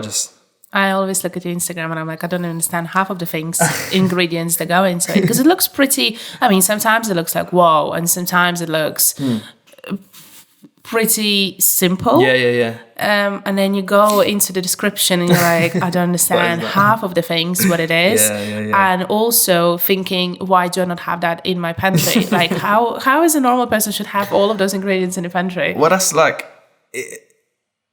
I sort of recreate it at home, but I recreate it without all those like tools as well. Because, you know, like I haven't got a Thermomix at home. I haven't got like well, I mean, that would be crazy to have all those like vacuum machines. I haven't got that. So you're recreating it at home, but it's a new challenge because you're stripping yourself. You just got a frying pan and a flame.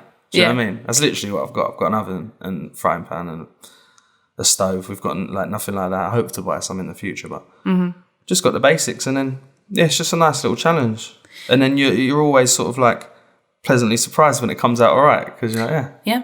But I think it's also like same thing as with photography. People go like, oh, you need to have this specific gear, you need to have this specific lens to recreate certain pictures. But for me, it's like work from your limitations. Yeah, you realise it's cheating a bit, you know. And it like, is.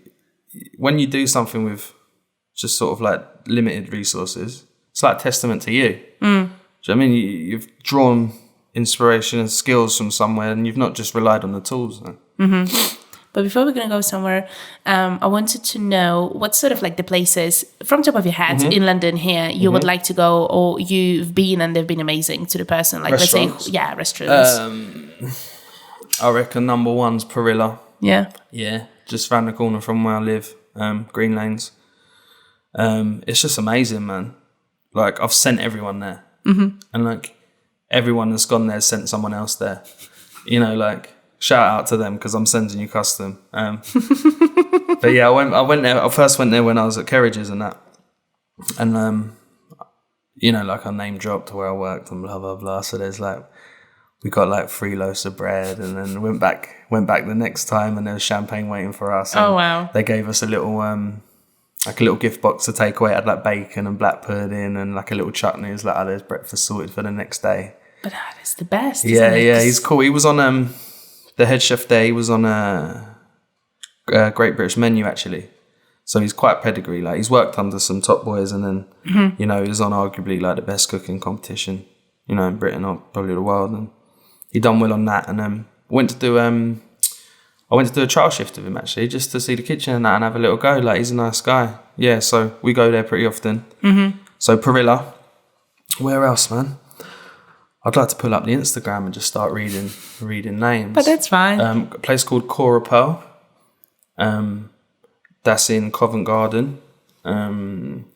It's sort of like, it's like not modern French. It's just like classic French, but sort of like the story goes, this old Parisian chef came over and opened the place. It's like an old townhouse. It's a cool little place. And it's sort of like bistro food, but it's quite elegant. And yeah, that's a really cool one, Cora Pearl. And I eat at so many. One's Tea Room was sick though. That's new as well. That's in Soho. It's a Cantonese place. What was the name again? One's Tea Room. But you go down into like this dark little. Is that the one with the green balls? Yeah. Man, they sat us under a green neon light, like obviously like Chinese writing. And you know me, like I'm like 50% excited for the food, 50% excited for the pictures when I go somewhere. So I'm like, right, cool. Sat under this neon light, man. The pictures look like something out of Alien. It's posted them anyway, with like a little story. But now that place is sick. Like Jay Rayner reviewed it, and obviously now it's blown up. So they do. So the name of the game, get there before Jane Rayner. Pretty much. They do this sugar skin Iberico char siu pork. Man, sugar skin Iberico char siu pork. How does it taste like? It's crazy, man. It just blows your mind. I don't know. It's like a pig had a baby with like candy floss. And then someone barbecued it. You know, some genius said, I'll take that candy pig and I'll barbecue it. But no, yeah, that was sick, man. So that's 3 good ones to go to. Okay, cool. I like that. I definitely like that. Yeah, but I think we're going to all of those ones. And I have to say, before this podcast is going to start, do not listen to this if you are hungry. Yeah. I didn't even have breakfast, man. Oh, bless. Oh, my God. You'll be rushing to some sort of place together. Somewhere. Tesco sandwich, anyone? How do you feel about it then? Obviously, you know, there's food on the go, right? And knowing that you've been exposed to so many different flavors, do you still sometimes like...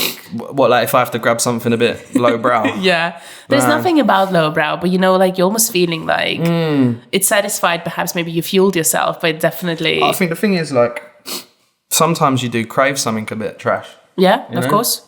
My favourite thing is still oven-baked chips with gravy and some cheese on top of it. Oh, I love that. Like I walk past the McDonald's and I have to, you know... I have to tell myself no, but yeah, like, I mean, you're surrounded by, it's almost like it's flipped, you know, like, because like the crazy food becomes the normal to you because you're around it and you can eat all the time. It's like you want something like your mum cooked, or you want something like just trash that you can sit there and... Like noodles from the pot. Yeah, you want that because you don't get that. Yeah. So yeah, I don't really feel bad, you know, if I eat something a bit sketchy. But you got to as well, because your bank account can't withstand That's having true. great food every day. I mean, yeah, that's the pros and cons about London, isn't it? You know, like it's an addiction. You know, like almost in debt for food. You know. Have it happened to you? And I guess it has. Like it happened to me as well a lot. We go to the restaurant with the high expectations, and the food just does not deliver. Like I think I do try my hardest, and I have tried my hardest to like eliminate that. You know, like I'll sort of put the work in, reading the reviews and sort of like almost guaranteeing it's going to be. Obviously you can't sort of... But you can't base it on reviews. Like Well, no, I you read the can't. reviews, and more often than not, people will be like, yeah, fantastic, amazing. Because I almost learned how to read between the lines now. When people just say it's interesting, clearly something went wrong. If people are not overly excited about it, but they're still kind of writing a positive review, okay, clearly that was not something that's going to...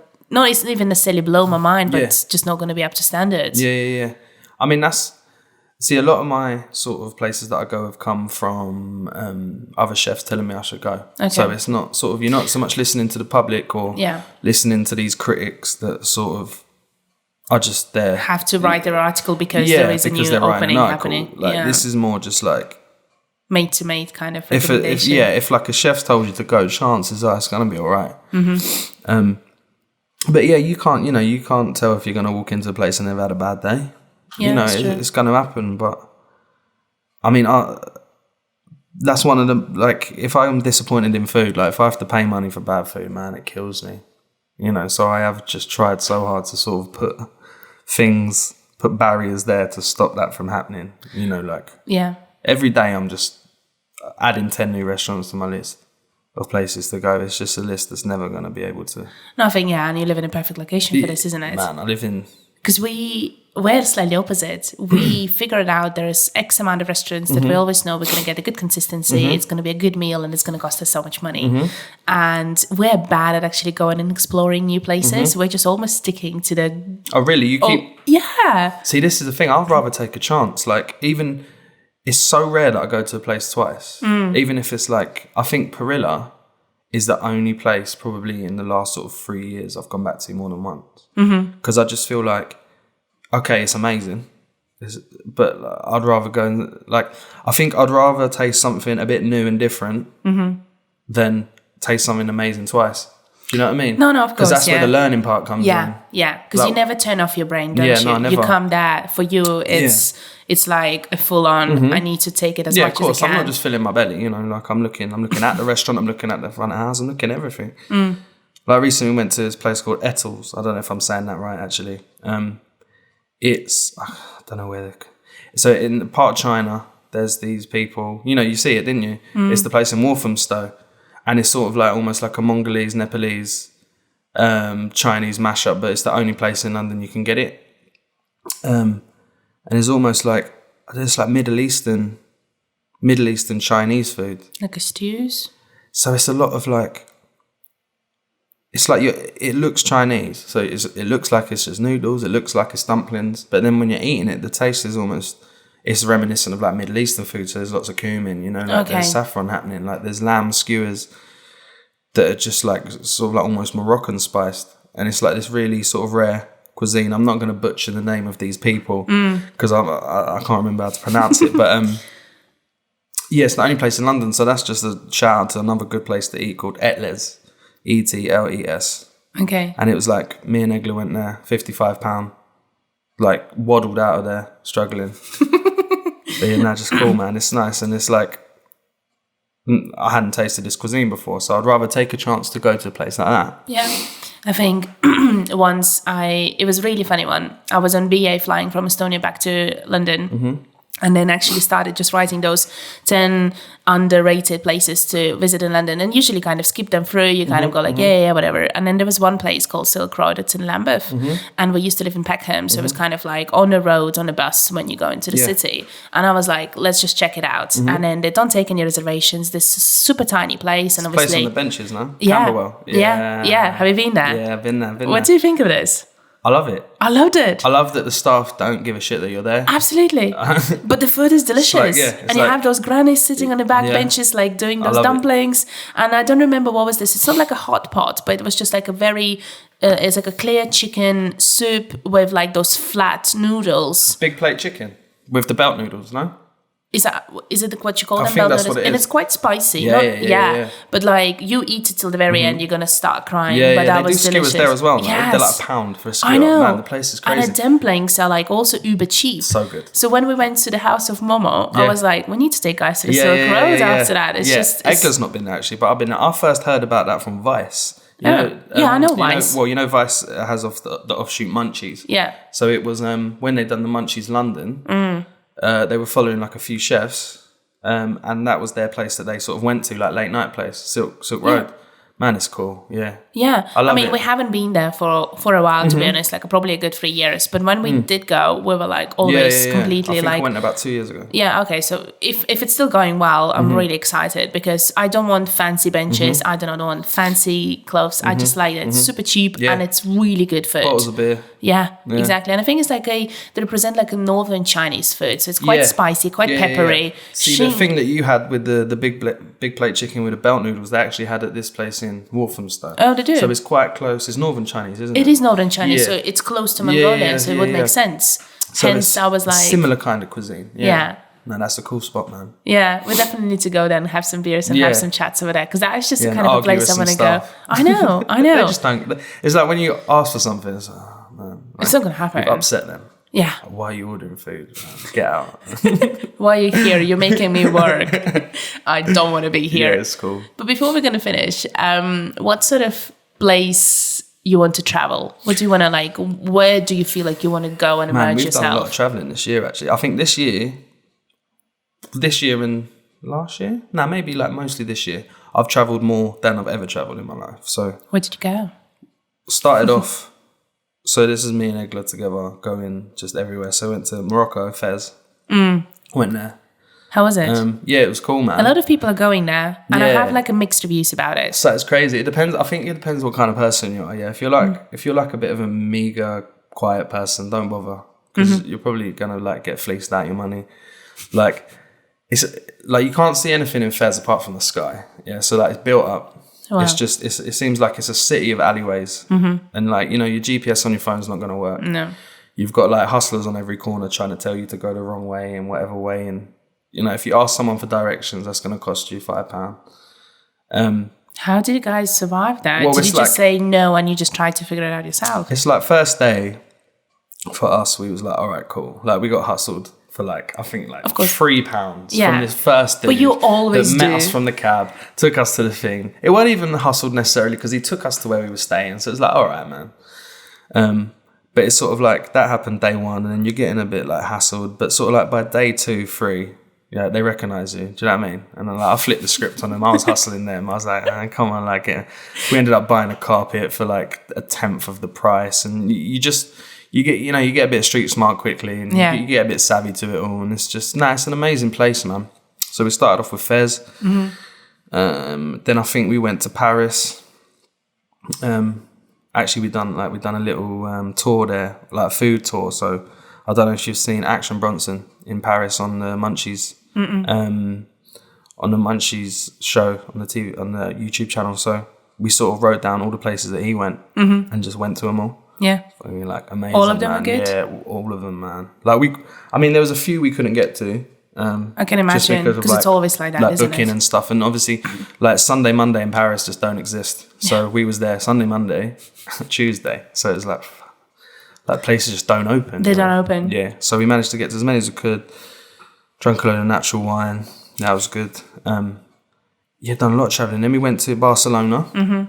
I'd been to Spain a few times, but never Barcelona, man. That's arguably some of the best food I've ever eaten out there, man. What did you guys have? Dude, we went to Cal Pep, which is like a famous tapas place there. Literally, like, got there, dropped our bags off and went to Cal Pep. Like, set the standard for food there. It's like, there's tapas in it, but it's just different. It's just so fresh, like... The seafood there is crazy, man. You can feel the difference, that's for sure. Man. And there's these little like champagnerias where you just go and pay like, I don't know, €5 for a bottle of fucking champagne and Some nibbles. what is that? They're Carver, and Oh, so yeah, they have so you just Carver, like yeah. back in bottles of Carver, eating like sausage and black pudding, and like, man, we was in the Gothic Quarter, so it's all sort of like it's all these little places, and They are awesome. Man. And I tried the most weirdest burger ever. We actually went there with management from the fast food chain I used to work with. And they took us to like those small places that were kind of opening up in Barcelona. That was a good like 5 years ago. And one of those ones was like a freshly caught tuna, slightly seared with some wasabi mayo on and some other crispy, sprinkly thingy. stuff. yeah. And then you had it in like in a black sourdough bun. Nice. That was delicious, actually. Nice, like man. the tuna was really nice and juicy. Where So was that?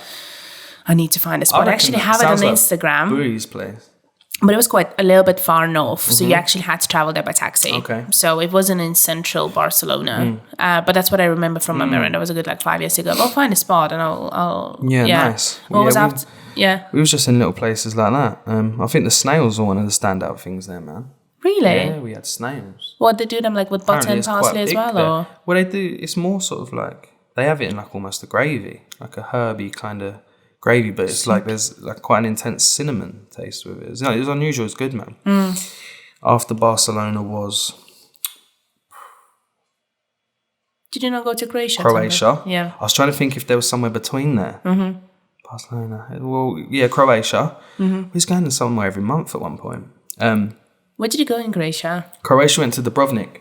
Okay. That was pretty sick, man. Like, I think Croatia is a funny one. I actually been to Zagreb. I've been to Dubrovnik and I've been to Pula. And funnily enough, food-wise, I loved Pula the most. Did Because ya? Pula is closest to Italy. They have beautiful pastas, but what also Pula has is truffles. They are known for truffles. Really? Like if you want to bring a truffle, you go to Pula. If you want to get a proper truffle oil, you go to Pula. They are very known for that one. Because we went actually Egla and her sister like a couple of years back, and honestly the truffle pasta was probably everyone was eating just that. It was so good. yeah, nice. Yeah, and we were so gutted that we didn't buy anything with us because obviously we were traveling with carry-on. You can't really get more than 100 meals with you.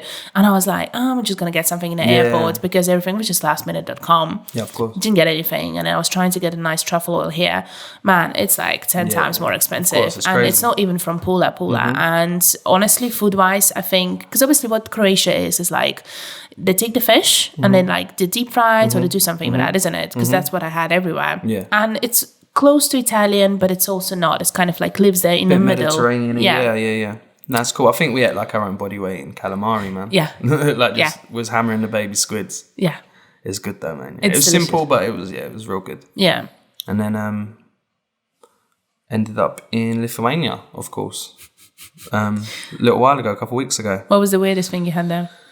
Weirdest thing, like I think Egla and her sister and like the family thought that I'd find it weirder than I did, you know, because it's just like stews and meat and dumplings, which is for me that's what I grew up eating. I know. Do you know what I mean? Like my starchy food, isn't it? like my dad's side's Scottish, you know, my mum's side's English, so it's like although it's presented different, like they've put the meat inside the dumplings or whatever, like flavors were kind of the same. So I wasn't like, wow, this is insane, but great food. Probably the weirdest thing was like the pig's ears, because you know, I was in a pub having a few beers and that, and you know, I was expecting them to be like nice and crispy and crunchy and stuff like that, and they were like jelly, man. It was kind of weird. Like it was like I'll eat anything, but like I ate them. Don't get me wrong, they were quite nice, but I don't think I'd order them again. It was like someone had just sort of like chucked the ear into boiling water for a couple seconds and then just cut it. So it wasn't crunchy. No, not in the slightest. And like you were very aware that there was cartilage of an ear in your mouth. Oh, that doesn't help, does it? No. Served with a bit of mustard. That was quite strange. But all the pastries and stuff like that are sick, man. We had like we had these donuts stuffed with like melted cheese and stuff like that. Yeah, It's very much a cuisine that you're aware of it's feeding hardworking people. Yeah. Do you know what I mean? Like, it's But then like think about the builder's breakfast. Yeah. Exactly Yeah, that. yeah, You're exactly. going to have the breakfast and you're not going to probably eat till, I don't know, much later on the day. Same thing. You can tell that place gets cold winters. Yeah, that is true. That is true. Even though it doesn't get that cold anymore, we still eat all that food. Yeah. I think cheese and potatoes, and that's what you kind of can explain. Yeah. Everything with cheese and potatoes Starchy, is man. starchy. It's good though. It's cool.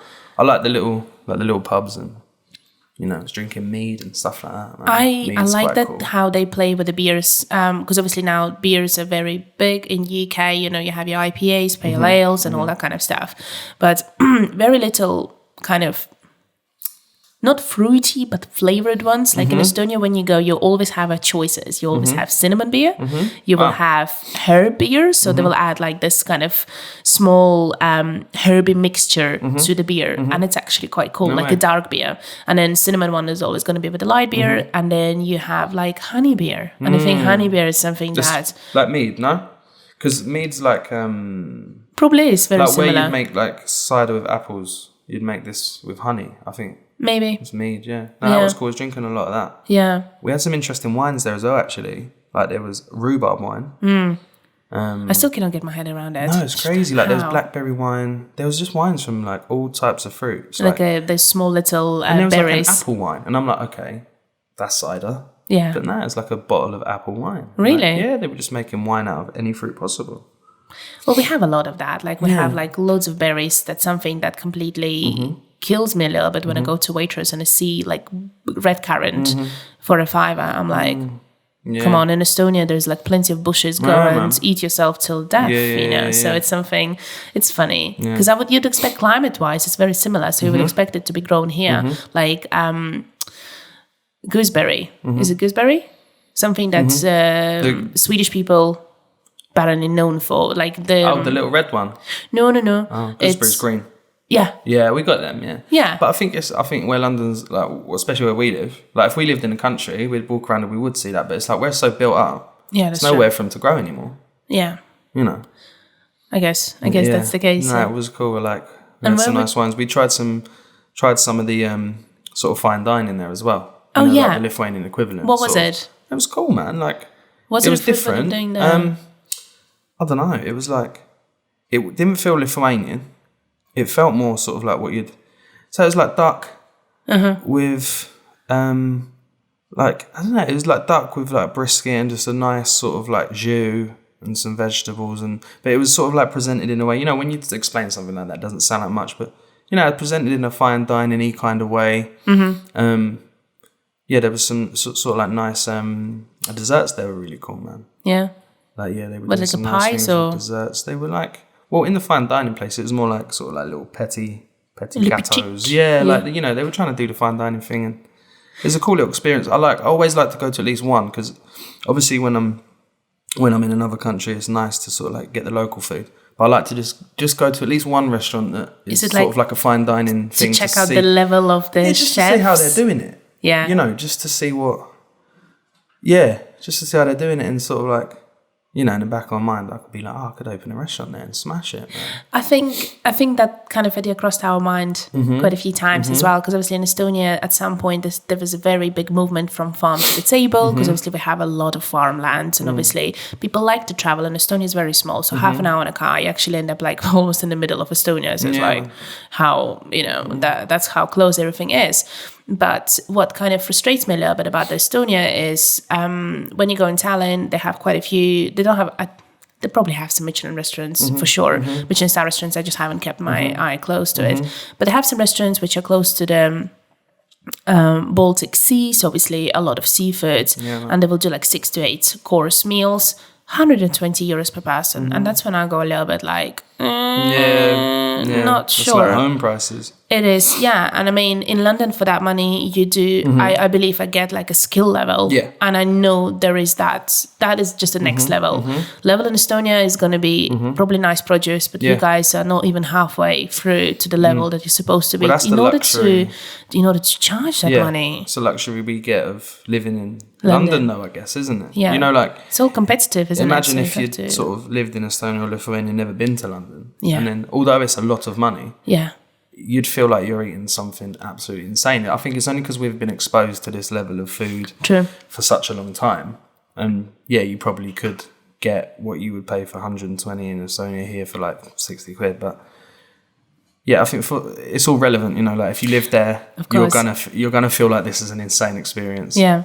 I think it was also speaking about how diverse London is. Me and Lena went to Japan, our mutual friends, a couple of years back. So I think a good 5-6 years ago. Maybe less, pardon me. And Lena's vegan. So it's quite... Oh, we know. So it was, I think she in her head thought that Japanese people eat a lot of fish and eat a lot of tofu. So tofu will be everywhere available. Little did we know, tofu was only available in a good quantities and in the restaurants, only in, what's that central place in, I want to say Kobe, but it's not Kobe. Kobe beef. No, it's not. The other one that's from the beef. No, nothing to do with the beef. Oh. It's the ex-capital of Japan. Oh my God, Polina. No, you're making me look... I'm not a geographer. Ex-capital of Japan. I don't even want to make a guess because I'm going to look so stupid. Gosh, I look so bad. Anyway, we went to that place, Koya. I think it was, oh my God, I'm going to sound so horrible. But basically, that was the only place where we found a really good tofu restaurant. Yeah. And the tofu was like non-stop. So it's not around too much? No. She was literally on bananas and nuts. Really? She was I'm struggling. telling you. And it's she like was a lot struggling. Of like pork and stuff. They just... they don't understand the idea of how something can be just vegetarian. It's like going to the Chinese restaurants and asking for Chinese vegetables. They will always have some meat on top of it because they just don't understand the idea how can it be vegetarian on its own. It's not a dish for them. So in Japan, obviously, a lot of broths were something with loads of fish, obviously. So even like a simple ramen, you wouldn't be able to have something. Because the stock even would be like course, pork. And, even if they're going to take a pork out of it, it will be still, and even if it's going to be a clear stock, it's still going to have... fish in it. So at some point she had to like change that a little bit. But I think what kind of killed us, not killed us, sorry, more like made us realize how well connected London is in terms of like you want avocado, here is an avocado. It's the luxury of being able to here eat is a mango, there is a mango. In Japan, you have Japanese food and that's it. I'm telling you, after 2 weeks of traveling, I was craving for a burger. They don't do burgers there. No. Like, I mean, and if they do, it's going to be their version of a burger. And I was like, I just want a good, juicy burger. So... It's like, as well as it's kind of like a bit crazy, it's probably one of the draws as well because, you know, you can get that authentic sort of... Like, the worst thing is going to a place and, like, for instance, some parts of Spain, and you go there and all they've got is, like, bolognese and fry-ups. Do you know what I mean? It'd be a draw, I guess, for me, because I always seek out that sort of, like, authentic kind of experience in food and stuff. But, yeah, no, Japan's somewhere we're certainly looking to go next year.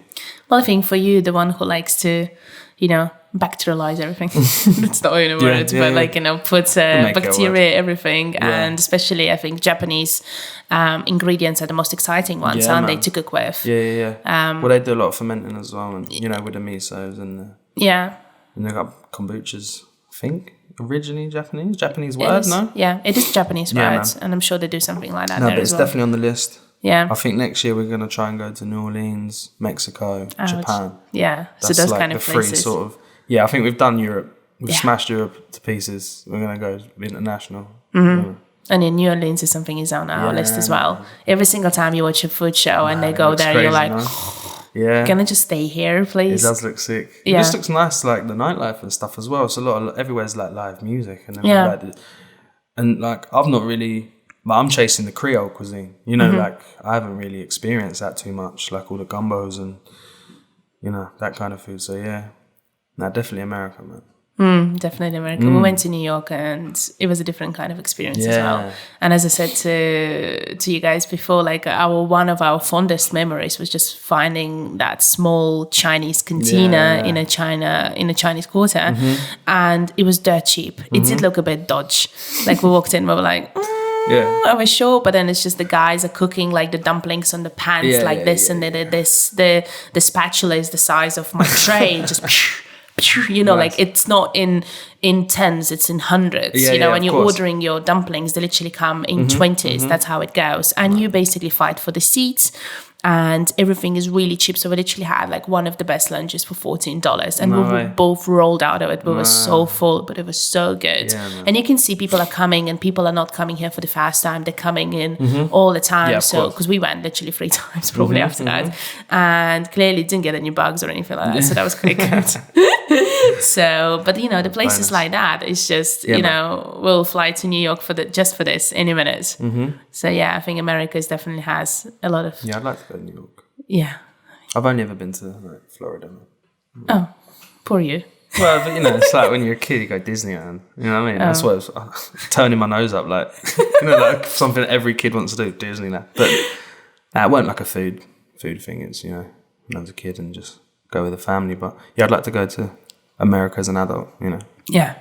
And actually... Yeah, understand what's experience going like on. the cool Yeah. stuff. Well, anyways, Ricky, it was lovely having you. Thank you. Thank you very much for joining in and showing us the ropes of how to be a chef. Yeah, cool, man. You It's enjoying nice. it, aren't you? I did, yeah. I liked it. I hope some of it's usable. Of course. And speak to you later. Yeah, thank you. Thanks. All right, bye. Bye. Did we actually talk for so long?